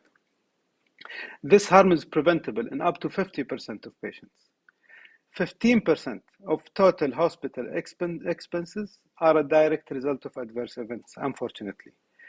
And the unwitnessed, or this is the tip of the iceberg. The iceberg lies in the outpatient care, where patient safety is much less appreciated and monitored. So the message here is that there is huge room for improvement when it comes to improving safety and minimizing harm in healthcare systems. Next, please. So, how is patient safety in general monitored or improved? The title of the topic said Patient Safety Board. In fact, patient safety is being ideally monitored and reported at different levels. So, you have first, there has to be channels of identifying potential safety issues, such as those that are coming from patient complaints or patient experience surveys, or sometimes we introduce triggers in the system to alert the hospital and the leadership that's a process or a patient might have been harmed. For example, in our system, any patient who develops cardiac arrest in the operating OR has to be reviewed. Any patient who gets readmitted to the ICU has to be reviewed. Any patient who gets readmitted after a discharge will have to be reviewed. And all of those are potential learning areas that needs to be analyzed and investigated. One of the very important areas of detecting safety concerns is reporting. And all hospitals, I believe, have systems for reporting safety issues. Of course, these are useless if you do not have a system for analysis and learning and then improvement. So those are complementary. All of these activities could happen at different levels, could happen at a departmental level. So me as an emergency physician, my care or the care that I provide to my patients could be reviewed either by my peers or in a departmental review process, or it could be reviewed in a hospital review process. In our system, because we have multiple hospitals across the nation, we do have platforms for corporate reviews where different emergency departments or different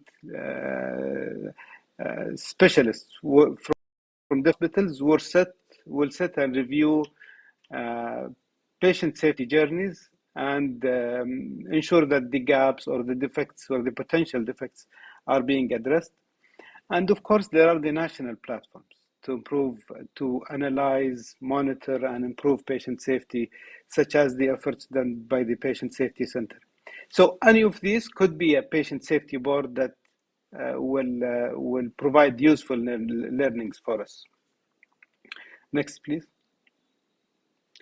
So I'm done setting the stage about patient safety and the potential areas for patient safety concerns and how patient safety gaps can be harmful to patients and to healthcare systems. Now we'll go into the what can we do, either as providers or as healthcare leaders. Next, please. So as a provider, I could tell you that you need to get trained hard, or you need to practice your procedures, or you need to get detailed history and physical examination from patients. But that's all what we're trained on day and night. Next, please. The missing or the unappreciated item here is compassion. Repeatedly, you look at patient safety incidents, you look at patient complaints, you look at harm events, and one of the essential pieces that, if I would say, what would be the leading factor in most of our patient safety review, it would have to do with communication, empathy, compassion, the what we call the soft skills, although they're very hard when it comes to this. The American Medical Association identifies compassion as one of the core factors or core competencies when it comes to healthcare providers, as will the NHS Constitution. Compassion is often used interchangeably with empathy. However, compassion is defined as the emotional response to another's pain and suffering with an authentic desire to help. So in the case of compassion, there is an action that you do to demonstrate that you're willing to help. Empathy, of course, is a core, is one of the prerequisites for compassion, and it implies that when you're empathic, you're understanding the feelings that are being conveyed by the patient. You understand their emotions. You understand what's beyond the words that they're describing. When I see a patient in the emergency department and they're complaining of headache, are they concerned about the pain itself? Are they concerned about the seriousness of the underlying cause of the pain? Or there are other factors that are pushing them to complain of any pain, not necessarily the headache.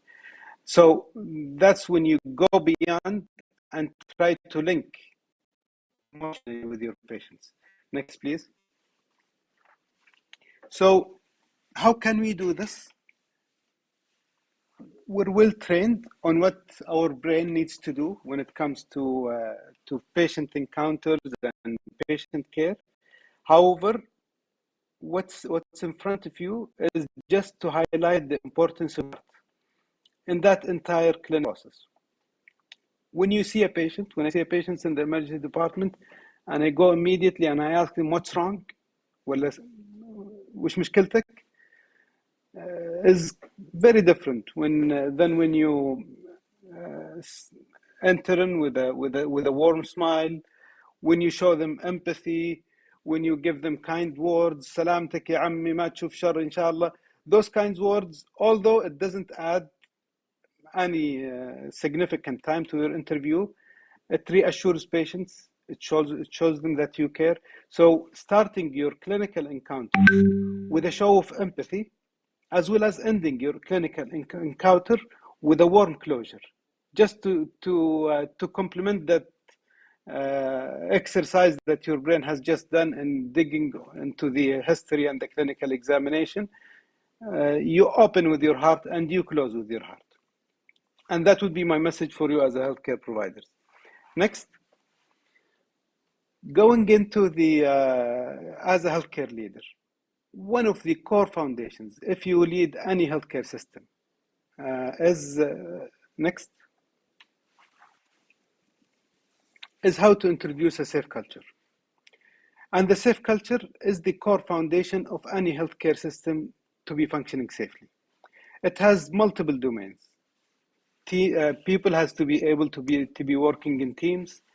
The climate has to be safe. The leadership has to be responsive. Working conditions has to be appropriate. Next, please. So a safe culture in any healthcare system means that optimal and safe care is everyone's goal. No one is ever hesitant to voice concern. If I'm in the OR and someone suspects that I forget a foreign body inside or a sponge, people would easily escalate and raise their concerns. There is a simple model of accountability for people who are underperforming or people who are negligent. There is a continual focus on identifying and mitigating sources of risk. When individuals voice their concerns, they're treated with respect and their concerns are addressed, and leaders will close the loop when they take action. Next, please. So that would be the foundation of a healthcare system, coupled with a system for continuous learning via any of the methods that we have highlighted, and continuous improvement will give you safe patient care. Next, please. So those are the two core foundations and two core take-home messages for you. And thank you very much. Next. Thank you so much, Dr. Abdul Mohsen Assawi, for this very informative information that you have given us. And now we will go to our Q&A segment. I have two questions for you, Doctor. First one is, you can say that how can we provide or ensure also reporting advisor events done proper in a very proper way, I think he means. That's a very critical question, and it is one of the challenges that healthcare systems are dealing with. So you have the one channel, which is the voluntary reporting, and this will depend on staff being able to report and not being afraid of people blaming them for reporting.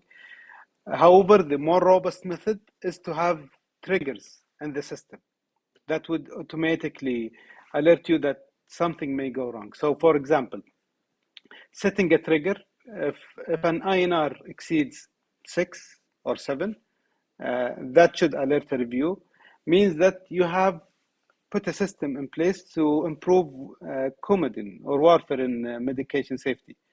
Having a system to review patients who return to the emergency department within a 48 hours window will also ensure that this is done consistently. So it is two things: ensuring a safe culture where people will be able to voluntarily report. Second is having triggers where you have automated reporting of high-risk scenarios. Very well said, Doctor. Doctor, the second question is, could the fear of blame be the reason in your experience? And the second part of it is, what is the best way to ensure reporting? Sure. Another important question, and links very closely with the first one. The problem with culture is that it is very local. If you find a place or a clinical unit, let's take the labor and delivery ward, for example, compared to the operating room. A place that has higher numbers of reports usually indicates a healthier culture, because people are first feeling more liberal to report issues, and people are looking forward to having those issues addressed. So the number of reports closely links to the safety of culture of that particular unit, not the hospital in general. Every unit have a different safe culture, and all of those units will have to be dealt with and analyzed at the unit level rather than at the general system level, in order to reach to meaningful conclusions and improvements in safety culture and reporting culture as well. Very well said, Dr. Abdul Mohsen Assawi, Executive Director of Medical Services at King Abdulaziz Medical City. Thank you so much for your time, and wish you all the best. There's a short break, and then we are going to be right back to continue with our distinguished speaker. So please stay with us.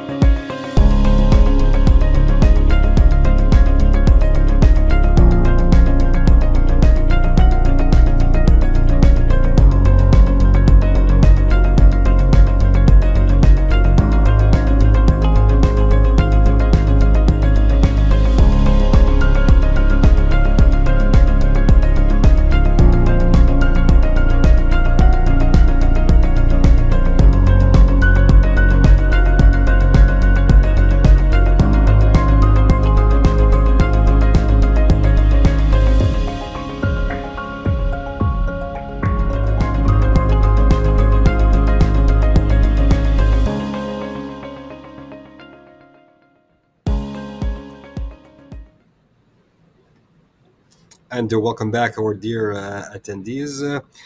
Now we will go to our next speaker, Dr. Safar Battar, General Director of the Health Volunteer Center at the Ministry of Health. He will be speaking about volunteering for healthcare practitioners.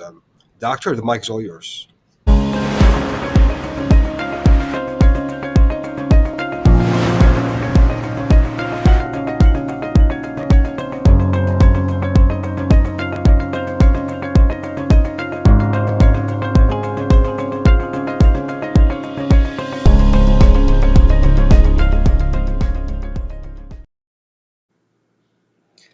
بسم الله الرحمن الرحيم. السلام عليكم ورحمة الله وبركاته. Good evening for everybody. First of all, I would like to thank the Health Leadership Academy and the Saudi Commission for Health Specialty for asking me to attend a very nice and very interesting conference. And I'm so happy to be with you, inshallah, to talk about a very interesting topic, which is health volunteering in Ministry of Health. Really, it's a very big challenge to summarize a very inspirational story in this a few minutes, but I'll try to do my best to talk about this story, health volunteering in Ministry of Health Saudi Arabia. I prefer to talk with you by Arabic. عشان ما نهضم القصة حقها. أستأذنكم أتحدث بالعربية في الدقائق القادمة لعرض تجربة أو قصة التطوع الصحي في المملكة العربية السعودية، وتحديدا في وزارة الصحة. في الواقع دعوني أبدأ بهذه المقدمة. أنا أتحدث عن التطوع في المملكة العربية السعودية. في الواقع ليست ممارسة جديدة، وليس التطوع في المملكة حديث النشأة أو ممارسة حديثة في المجتمع السعودي بشكل عام. التطوع هو جزء من ثقافة المجتمع السعودي، وهو جزء من سواء الثقافة الاجتماعية أو الثقافة الدينية للمجتمع في المملكة العربية السعودية. فنحن نشهد ونتابع بشكل مستمر ممارسات كثيرة في الأعمال التطوعية، سواء ممارسات فردية أو ممارسات على مستوى المجموعات أو على مستوى المنشآت والجهات. فبالتالي حقيقة يعني نحن لا نتحدث عن عمل جديد أو عمل ناشئ، نحن نتحدث عن جزء من ثقافة المجتمع وجزء من ثقافة المواطن السعودي الذي يقدم الأعمال التطوعية. الحديث سيكون حول مؤسسية هذه الأعمال وهذه الجهود التطوعية ونشأتها بشكل مؤسسي واحترافي، وفي أجزاء بشكل تخصصي. رؤية المملكة العربية السعودية 2030 التي بدأت في العام 2016 جاءت معززة ومحفزة لموضوع العمل التطوعي، وجاءت مؤشرات هذه الرؤية لرفع أعداد الممارسين أو المتطوعين أو الممارسين للأعمال التطوعية بشكل فردي إلى 1,000,000 متطوع. التطوع على مستوى الجانب الصحي أو على مستوى القطاع الصحي لم يشهد أعمال تخصصية دقيقة منذ وقت مبكر أسوة بالتطوع في القطاع العام، وذلك لأنه لا يخفى عليكم أن الخدمات الصحية أو الخدمات الطبية كانت تقدم للمواطن والمقيم على حد سواء من الحكومة، وبالتالي كان الجميع يحصل على الخدمة الطبية، فلم يكن هناك حاجة لأن يكون هناك عمل تطوعي صحي متخصص من قبل ممارسين صحيين أو من قبل متخصصين في القطاع الصحي. ثم تغير نظام الصحة في المملكة، وأصبح هناك حاجة لوجود جمعيات صحية متخصصة أو جمعيات أهلية لتقديم الخدمات الصحية التطوعية لمن ليس له أهلية علاج أو لا يستطيع الحصول على العلاج في المملكة سواء مواطن أو مقيم. وبدأت الجمعيات، الآن وصلنا إلى 200 جمعية صحية أهلية مرخصة من وزارة الموارد البشرية والتنمية الاجتماعية. التطوع الصحي على مستوى المنظمات الحكومية لم يكن شيئا مطروقا ولم يكن شيئا معتادا، فكان هناك حاجة حقيقة إلى أن يكون هناك عمل مؤسسي من قبل جهة حكومية ترعى هذه المبادرات وهذه الأعمال التطوعية لأنه أثر التطوع ليس مقصورا على المستفيد من الأعمال التطوعية أو الإند يوزر أوف هيلث فولنتيرنج سيرفيسز. الفائدة تعود بالمقام الأول على المتطوع، ثم على الجهة التي تمكن المتطوعين، ثم بالتالي على أو على المستفيد النهائي من الخدمات الصحية التطوعية. فبدأت قصتنا في العام 2016 منذ انطلاق رؤية المملكة العربية السعودية 2030، وتحديدا ضمن برنامج التحول الوطني الذي كانت وزارة الصحة أحد الجهات المستهدفة في هذا البرنامج.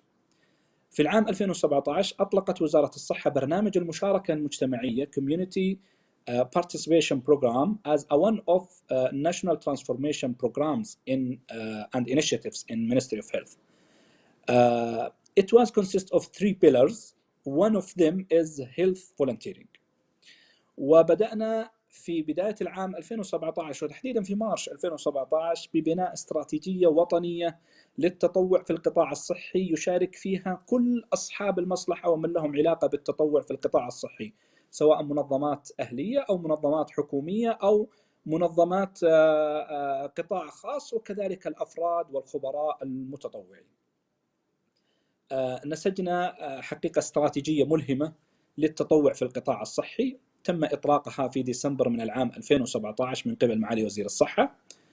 في العام 2018 تم عرض هذه الاستراتيجية على المجلس الصحي السعودي، وأقرها المجلس بالإجماع بفضل الله، وعلى إثرها صدرت توصية من المجلس بتأسيس أو بتشكيل لجنة لتنفيذ مبادرات هذه الاستراتيجية من الجهات الممثلة في المجلس. بعد ذلك في العام 2019 كواحد من أهم مبادرات هذه الاستراتيجية هو إنشاء كيان يحتضن المبادرات الاستراتيجية ويستطيع أن يكون الممثل لمبادرات التطوع الصحي، وحتى يكون هناك أثر حقيقي من بناء هذه الاستراتيجية وهذه الخطط. تم تأسيس مركز التطوع الصحي في وزارة الصحة بقرار من معالي وزير الصحة في ديسمبر 2019، وبدأ المركز أعماله منذ بداية العام 2020، وكما يقال ولد التطوع الصحي في عين الجائحة. وكانت هذه الجائحة حقيقة هي بمثابة الاختبار الحقيقي لمدى فائدة وأثر التطوع على المتطوعين وعلى القطاع الصحي بشكل عام، وخلقت حقيقة شيء من التجربة الناضجة التي أو خلقت شيء من التحدي ومن الفرصة أمام الجميع حتى يستطيع كل شخص أن يعرف قيمة التطوع الصحي وأثره. بفضل الله في بداية العام 2020 شكلت لجنة من المقام السامي، لجنة وطنية للتطوع في القطاع الصحي برئاسة وزارة الصحة وعضوية 13 جهة حكومية وأهلية حتى يتم توحيد الجهود في التطوع الصحي ويتم بناء تجربة حقيقية ملهمة ومفيدة في هذه الجائحة. بدأنا بتشكيل 6 فرق تنفيذية: فريق تطوير المنصة الرقمية وحصر البيانات، فريق التأهيل والتدريب، فريق التوزيع والتفويج، فريق الدعم اللوجستي، وفريق الاتصال، وفريق المتابعة والمراقبة. وكانت هذه الفرق حقيقة تعمل على مدار الساعة 24/7 for توحيد العمل وتوحيد الجهود و يعني تسخير المتطوعين وقدراتهم وطاقاتهم لمواجهة الجائحة في حال واجه القطاع الصحي أي ضغط. بفضل الله حتى 30 يونيو من العام 2021 تم تمكين 69,000 متطوع ومتطوعة من الممارسين الصحيين في جميع مناطق ومحافظات المملكة. قدرت عدد الساعات التطوعية التي تم بذلها من قبل أبطال العطاء الذين حقيقة جادوا بأوقاتهم وغامروا بصحتهم في مواجهة هذه الجائحة، إيمانا منهم بروح المسؤولية وروح العطاء المتمثل في الوقوف إلى جانب القطاعات الصحية في الدولة لمواجهة هذه الجائحة وهذه الأزمة وهذه الكارثة. قدرت بحوالي 9 مليون ساعة تطوعية في جميع مناطق ومحافظات المملكة. العديد من المبادرات الوطنية التي قام بها أبطال العطاء في جميع المناطق والمحافظات، سواء في بداية الجائحة مثل مبادرة التطوع في الأحياء المكتظة وإسكانات العمالة، التطوع كذلك في أو مع العودة بحذر، تزامنا مع العودة بحذر في المواسم مثل الأعياد وبعض المواسم التي تطلبت تواجد المتطوعين، تطبيق الإجراءات الاحترازية والحرص على مكافحة أي وسيلة لانتشار هذه العدوى. شارك المتطوعون أيضا في خدمة ضيوف الرحمن سواء في الموسم العمرة أو موسم الحج. تواجد المتطوعون كذلك في المحاجر الصحية ودور العزل، تواجدوا في النقل الإسعافي، تواجدوا في المستشفيات الميدانية التي كانت تعمل لمواجهة الجائحة، تواجدوا أيضا حتى هذه اللحظة في مراكز اللقاحات في جميع المناطق والمحافظات. ونحن نفخر حقيقة بأن بعض المراكز يعمل من طاقتها الاستيعابية 60% من المتطوعين الصحيين، وهذه حقيقة تجربة في غاية الروعة وفي غاية الإلهام حقيقة، أننا نستطيع أن نعرضها بكل فخر أن هذه جهود أبطال العطاء وأبطال التطوع الصحي من المواطنين والمقيمين. عملنا حقيقة بالتوازي في بناء تجربة مؤسسية ملهمة واحترافية. على مستوى التشريع والتحفيز صدر نظام العمل التطوعي كما تعلمون في يناير 2020. أصدرنا بقرار من معالي وزير الصحة القواعد والآليات المنظمة للتطوع الصحي. كذلك صدرت نظم وحزم الحوافز للتطوع الصحي. أطلقنا كذلك حقيبة مأسسة العمل التطوعي في القطاع الصحي، وهذه الحقيبة حقيقة تتكون من عدد من الأدلة والسياسات والإجراءات لتأسيس إدارة للتطوع الصحي احترافية. صدر التعميم بتأسيس إدارات للتطوع الصحي في جميع المديريات الصحية وكذلك التجمعات الصحية في جميع المناطق والمحافظات. حاولنا أن نوحد الجهود من خلال عدد من الممكنات والأدوات في البيئة مثل منصة التطوع الصحي، وهذه المنصة تضم حتى الآن ما يزيد على 200 ألف متطوع مسجل في هذه المنصة، يمكن الاستفادة منهم والاستفادة من جهودهم في جميع المناطق والمحافظات ومع أي جهة من الجهات. أطلقنا كذلك منصة للتدريب بالتعاون والتنسيق مع الهيئة السعودية للتخصصات الصحية التي قامت مشكورة ببناء برامج لتأهيل وتدريب المتطوعين لتنفيذ عمل تطوعي آمن واحترافي. هذه البرامج تدرب فيها ما يزيد على 155 ألف متطوع. أطلقنا كذلك تطبيق التطوع الصحي الذي من خلاله يستطيع المتطوع التسجيل في الفرص التطوعية واستعراضها واستعراض جهوده التطوعية وطباعة الشهادة كذلك. على مستوى التأهيل والتطوير كما ذكرت أطلقنا البرامج التي تختص بالجائحة من قبل الهيئة السعودية للتخصصات الصحية مشكورة، وأطلقنا كذلك منصة خاصة بالتدريب تم ربطها تقنيا مع منصة التطوع الصحي. أطلقت اللجنة التنفيذية للتطوع في القطاع الصحي التي أشرت لها المشكلة بالأمر السامي برنامج نمو لإعداد وتأهيل المتطوعين الصحيين، والذي يتكون من مسارين أساسية: مسار إعداد وتأهيل المتطوع الصحي، ومسار إعداد وتأهيل قادة التطوع الصحي في جميع الجهات الممثلة في اللجنة. وتم تأهيل وتدريب 20 ألف متطوع من خلال 800 ورشة عمل حضورية في جميع مناطق ومحافظات المملكة، وكذلك تم تأهيل وبناء قدرات 200 قائد من قادة التطوع الصحي في جميع الجهات الممثلة في اللجنة. في الواقع كل هذه الجهود وكل هذه الأعمال ما زال طموحنا كبير، وما زالت يعني رؤيتنا تطمح إلى المزيد وإلى المزيد.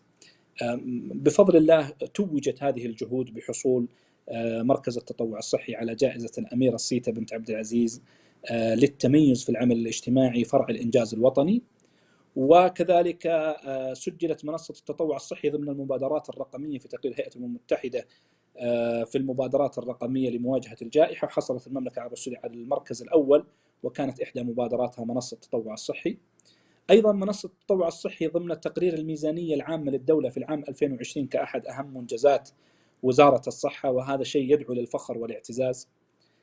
نطمح بإذن الله عز وجل إلى أن نكون مركز وطني للتطوع في القطاع الصحي يستطيع أن ينظم ويحفز التطوع الصحي بصلاحيات أكبر وأكثر تأثيرا. نطمح بأن نصنع تجربة ملهمة تصدر للعالم كتجربة للتطوع في القطاع الصحي، حكومية مؤسسية واحترافية.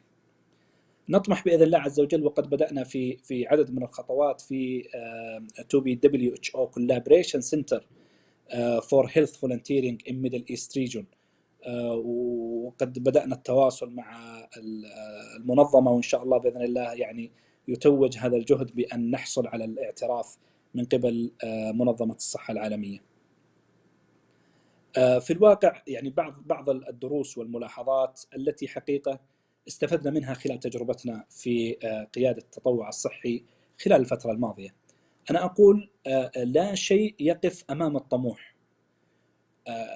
سيدي خادم الحرمين الشريفين حفظه الله، وسمو ولي العهد الأمير محمد بن سلمان حفظه الله، وأصحاب المعالي الوزراء والقادة والمسؤولين حقيقة لديهم رغبة في أن يكون شغف كل قائد وكل مواطن يعمل في هذه الدولة أن يكون طموحه وشغفه يجد قبول ويجد تمكين ويجد تحفيز كذلك. وهذا ما لمسناه ووجدناه في التطوع الصحي. اهتمام على مستوى عالي من قبل سيدي خادم الحرمين الشريفين وسمو ولي عهده الأمين، اهتمام من قبل معالي وزير الصحة ومعالي نائب الوزير، وكذلك سعادة وكيل وزارة الموارد البشرية الأستاذ عبد الرحمن العيبان رئيس اللجنة التنفيذية للتطوع في القطاع الصحي.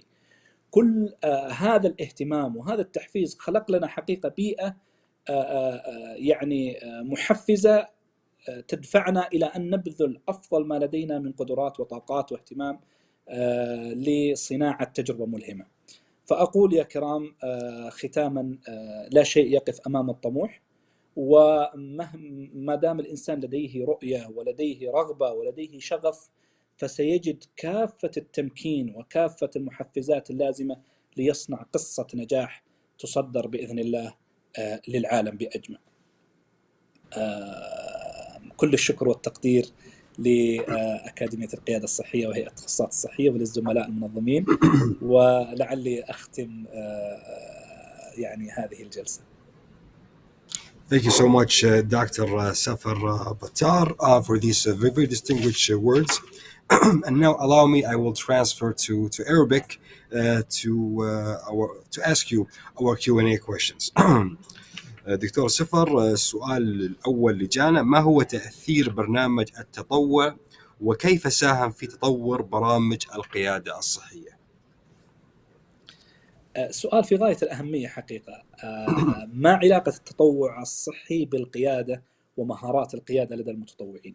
الحقيقة نحن نعمل على أن يكون لا تقع القيادة على الموظفين أو مدراء التطوع في المناطق والمحافظات، إنما نحرص أن نترك القيادة للمتطوعين أنفسهم. وبالتالي عند انضمامك إلى العمل التطوعي أو الفرص التطوعية التي تنشرها منصة التطوع الصحي بشكل دوري، سيكون لديك فرصة كبيرة أن تكون قائد للفريق الذي تعمل معه، وتمارس كافة المهارات القيادية وتتعلمها حقيقة، وتصقل مهاراتك من خلال التجربة الميدانية الحقيقية في إدارة فريق عمل مكون من أطياف مختلفة وتخصصات مختلفة لتقديم تجربة تطوعية ناجحة ومؤثرة تحت إشراف ومتابعة من إدارة التطوع الصحي في المنطقة أو في التجمع الذي تتبع له. وبالتالي حقيقة أمامك فرصة كبيرة أن تصقل مهاراتك القيادية وأن تتعلم مهارات جديدة من خلال العمل الميداني وإدارة الفرق التطوعية الصحية. السؤال الثاني دكتور: هل ساهم وجود الجائحة إلى تأخر وصولنا للأهداف الاستراتيجية في الصحة؟ في الواقع خلني أتحدث ليس عن الصحة بشكل عام، أتحدث عن التطوع في القطاع الصحي أو التطوع الصحي. أنا أتوقع أن هذه الجائحة كانت فرصة كبيرة جدا ودفعة كبيرة جدا لأن يقفز مركز التطوع الصحي في وزارة الصحة أو التطوع في القطاع الصحي قفزات هائلة إلى الأمام من خلال هذه الجائحة. يعني أتيحت عدد من الممكنات التي لم تكن لولا وجود هذه الجائحة، وأصبح لدينا اهتمام عالي من قبل العاملين في القطاع الصحي والعاملين في الميدان بمسألة وجود متطوعين يشاركون من خلال روح المبادرة وروح المسؤولية في تقديم الخدمات الصحية. يعني لم نكن نسمع سابقا عن وجود استشاريين متخصصين وعلى درجة عالية من المهنية والاحترافية يقدمون أعمالهم تطوعا أصبح لدينا مثلا مركز الاتصال 937 الذي استقبل أكثر من 1000 استشاري متطوع يقدمون خدماتهم الصحية عبر مركز الاتصال لجميع المستفيدين من أبناء هذا الوطن. فحقيقة يعني هذه الجائحة كانت فرصة كبيرة جدا لنا كمركز تطوع صحي ولوزارة الصحة وللمتطوعين كذلك أن يجدون كثير من الممكنات التي قفزت حقيقة للوصول إلى أهدافنا الاستراتيجية. دكتور، سؤال ثالث أيضا، الشهادات التطوع هل تعتبر خبرة عند التقديم على الوظائف الطبية؟ هذا سؤال في غاية الأهمية، والحقيقة أنه كان مثار يعني جدل كبير جدا خلال الفترة الماضية. أنا بس أريد أن أفرق بين شيئين، أريد أن أفرق بين شهادة الخبرة وشهادة التطوع الصحي أو شهادة العمل التطوعي. شهادة العمل التطوعي تصدر عن طريق منصة تطوع التي تطوعت فيها. فخلني أضرب مثال للتوضيح، اسمح لي. مثلا أنت تطوعت في مركز لقاحات في مديرية الشؤون الصحية في منطقة الجوف. أنت بعد انتهاء الفترة التطوعية تحصل على شهادة خبرة من الإدارة التي أشرفت عليك في مركز اللقاحات في صحة الجوف.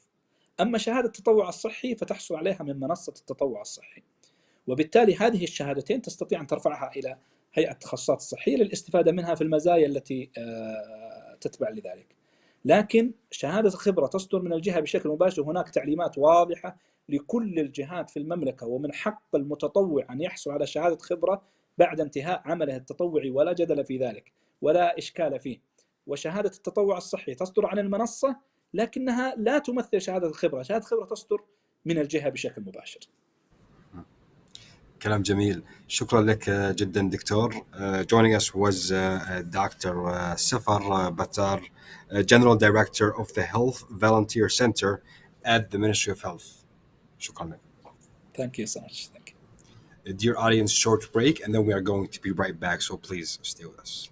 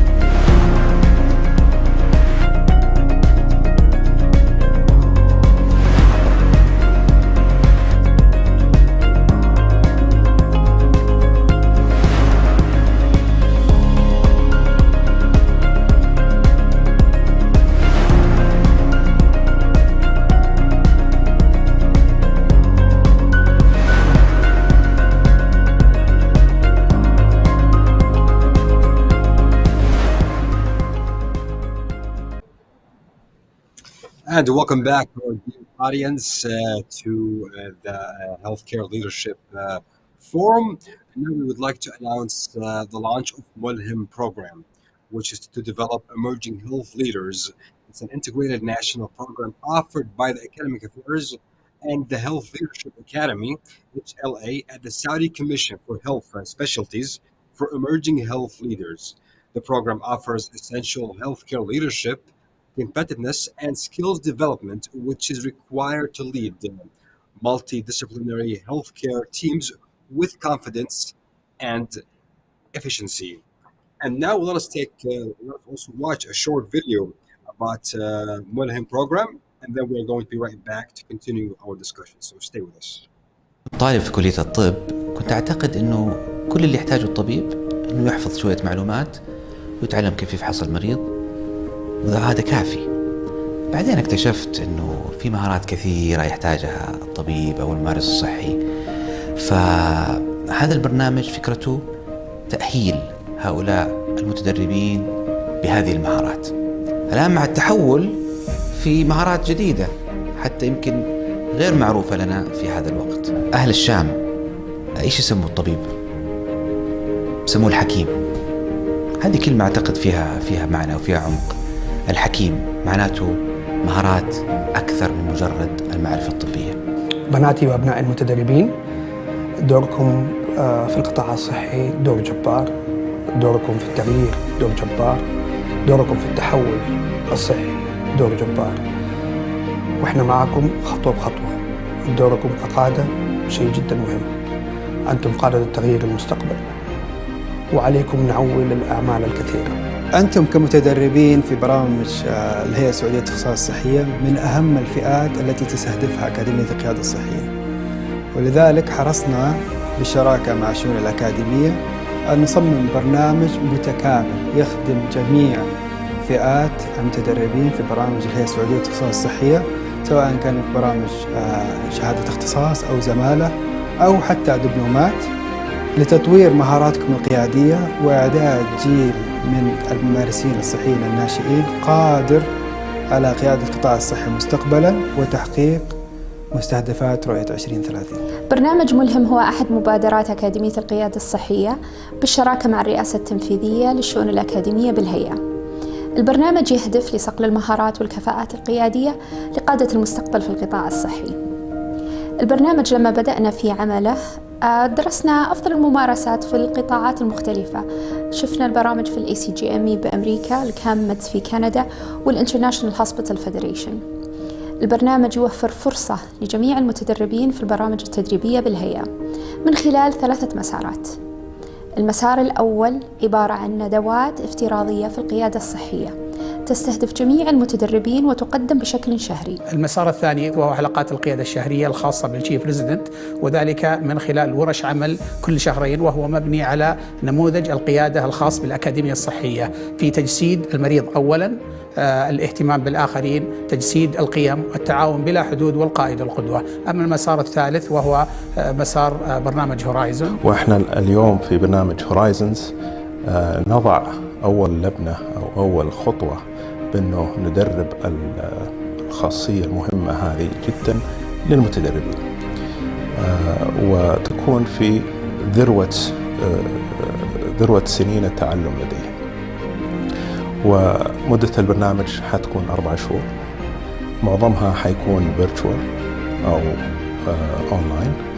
البرنامج مهيأ بحيث أنه يتوائم مع استمرار المتدرب في يومياته أثناء التدريب. لأهمية هذه الخاصية نرى أنها نعمل استثمار، وإن كانت هذه الفرصة لن تتاح للجميع وكنا نتمنى ذلك، ستتاح في السنة هذه ل50 متقدم. هي فرصة عمر هذه. معظم الناس في القطاع الصحي بعد ما يتعدى 5-6 سنين في عمله يدرك قديش أهمية مهارة القيادة. نحن نضع هذه الفرصة بين يدي المتدرب الآن. انضم معنا اليوم وكن ملهما. فانضم إلينا اليوم وكن ملهما. انضم إلينا اليوم وكن ملهما. انضم إلينا اليوم وكن ملهما.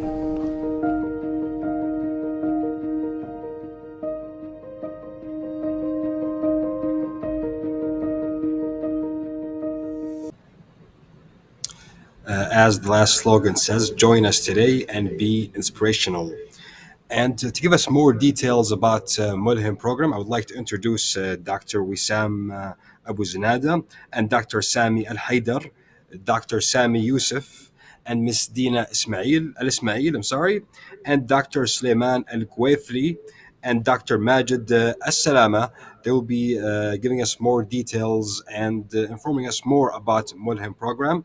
So our distinguished speakers, the mic is all yours. Assalamu alaikum wa rahmatullahi wa barakatuh. Good afternoon, ladies and gentlemen. We are happy to welcome you all to our last session of the day. And I have the privilege to moderate this session along the creators, the sponsors, and the leaders behind the vision of Mulhim. Let me welcome our guests. مساء الخير جميعا. And start my question with Dr. Suleiman Al-Gwayfli, Assistant Professor and Pediatric Consultant at CASH and the Supervisor of Mulhim Program. Dr. Suleiman, إيش Mulhim Program? What is Mulhim Program? أولا السلام عليكم ورحمة الله وبركاته. أحييكم من هذا المنبر العلمي الوطني الشامخ، وأشكر قيادات الهيئة السعودية للتخصصات الصحية على إتاحة هذه الفرصة للمشاركة في مثل هذا البرنامج الوطني اللي حقيقة سنرى نتائجه إن شاء الله في السنوات القليلة القادمة.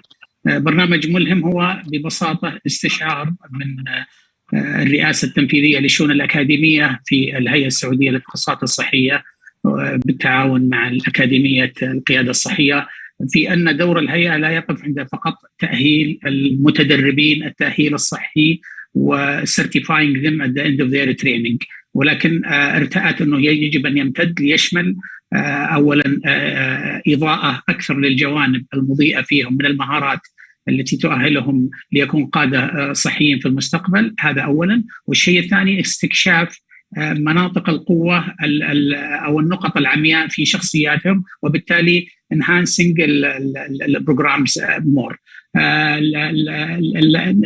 نجد هذه النظرة للهيئة السعودية في تعدد البرامج أو تعدد الطبقات في الانيشيتيفز في برنامج ملهم، من حيث تناسب جميع الشرائح، تناسب جميع المهارات، وتنمي هذه المهارات في الأخير، والمستفيد طبعا صحة الوطن والمواطنين في المستقبل. شكرا دكتور سليمان. دكتور وسام أبو زنادة, Chief Academic Officer of the Saudi Commission of Health Specialties. Why leadership? Why is it important for someone in training? Thank you, Dean. Allah يعطيك الصحة والعافية. And I apologize if there is an echo around. We're in a workshop developing the Saudi Commission leaders here, and from our employees. So leadership is very important. Leadership is important in the success stories of change and transformation, which is the how would I say that it's the title of the life that we're living right now with Vision 2030. It's the way of life, as they say. And in order for us to succeed in that change, we need to have leaders that would actually bring that to fruition and make sure it's implemented on the ground. I think that's why leadership is important, and leadership in all healthcare professions, and I repeat, all healthcare professions, physicians, nurses, pharmacists, not only surgeons, allied health professionals. I hope that was clear. شكرا دكتور وسام. دكتور سامي الحيدر, Executive Director of Training. With receiving such leadership training, does it boost the trainees' chances when applying to fellowships, scholarships, and even, inshallah, future jobs? Does that make a difference in their CV? Yeah, I guess the short answer is definitely yes. And the reason is because leadership has been recognized as one of the major traits of healthcare professionals. This is why it's now an integral part in almost all competency-based training roles, and training has been designed when it comes to curricula and assessment to capture the traits of leadership. So I think that should have an obvious reason where the healthcare system is really interested in a future graduate who can speak, apply the skills of leadership. And this is in particular very important in our healthcare system in Saudi Arabia. And the reason is we are in a major transformation. And so our graduates who can equip themselves with those traits of leadership, they will be more visionary, they will be more equipped with team spirit, they will be more equipped with thoughts beyond the medical expert roles, communication, collaboration, advocacy, to have even leadership traits, which is, I think, from what we are seeing right now, is really the most essential skills to be embedded in our future healthcare worker. Given that, said that, I think it will be really going to be among, especially with the competitive atmosphere in fellowship and scholarship programs, I think our graduates already appreciate how important that they listen to this focus leadership and to go beyond the classical way where the trainees are focusing on passing, going over the knowledge skills component in relation to their medical area or healthcare area of expertise. And I think it's already obvious that having the spirit and the trait of leadership is going to empower their efficacy, their added value, and as such, they will be more attractive for fellowship, scholarship, and even recruitment in their future career path. So I think it's not anymore a luxury. It's not anymore a logo to hang in your white coat. It's more of an belief in what leadership is adding to your competency and competitive differentiating feature in your career in the future. Thank you very much. Well said, Dr. Sami. Dr. Sami Youssef, Chief Executive Officer of the Healthcare Leadership Academy. Could you just give us, how does the program look like? What is, how, and يعني غير how it look like, how can I apply? So I'm intrigued, so how can I apply?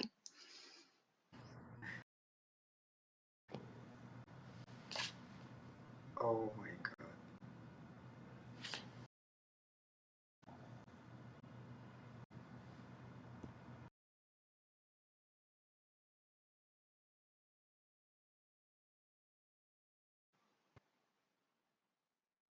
I can move to Dr. Majid Salama. So Dr. Majid Salama, the Chairman of Emergency Medicine Scientific Committee and Program Director of Horizon Program. Can you كذا تعطينا brief about the Horizon Program? السلام عليكم ورحمة الله وبركاته. السلام. حقيقة وكانت موجهة للمتدربين، واختير فيها مجموعة من المهارات القيادية اللي نتوقعها مهمة في جميع مراحل النمو المتدرب وجميع مراحل حياته، سواء حياته الاجتماعية أو العملية أو إذا كان عنده فرص قيادية في المستقبل.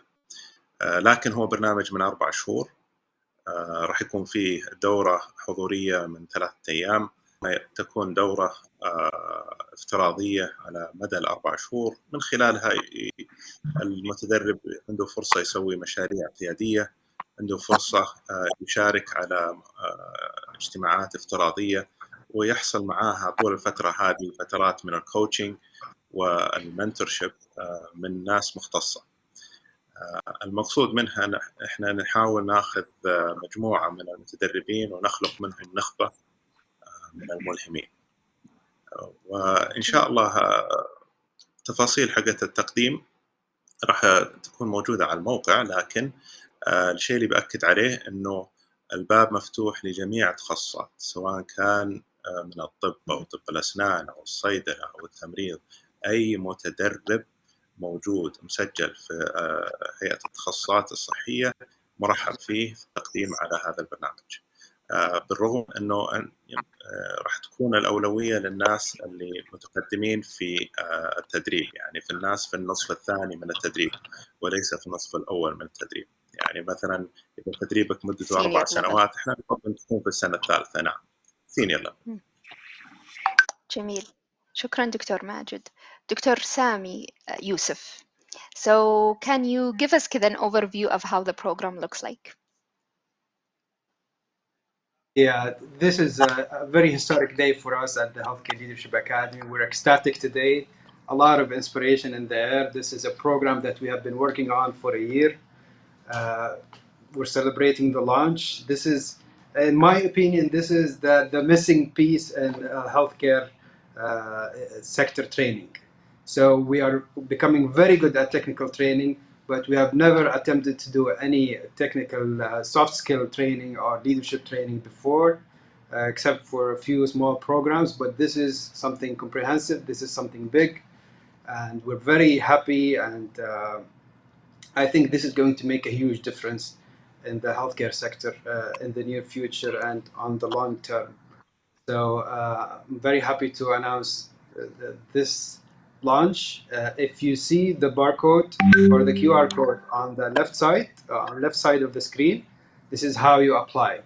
This will take you to the platform, the HLA platform, which is another thing that we're celebrating today. We're launching our platform. This is the soft launch for the HLA platform, and we're going to be adding many features over the next 6 months. Like in today, you can apply for all of the tracks in the Mulhem program. You can apply for the webinars, you can apply for the chief resident circles, you can apply for Horizon through this QR code. We're going to announce it on the social media account for the Saudi Commission. And go ahead, take the chance. This is a once in a lifetime chance for anyone who's doing medical training to have a fully sponsored program by a regulator body. So enjoy it. Thank you, Dr. Sami, and thank you for all of the leaders who were behind this. I've seen it grow from a small idea من عراب الفكرة دكتور سامي and adapted and sponsored by الزملاء في الشؤون الأكاديمية الدكتور وسام والدكتور سامي الحيدر and Dr. Sleman and Dr. Majid for working on the scientific content. It's a brilliant program. People should fight to have the opportunity. So we look forward to seeing you, inshallah, in person very soon. Thank you, doctors, and انضموا إلينا جميعا إن شاء الله. إن شاء الله.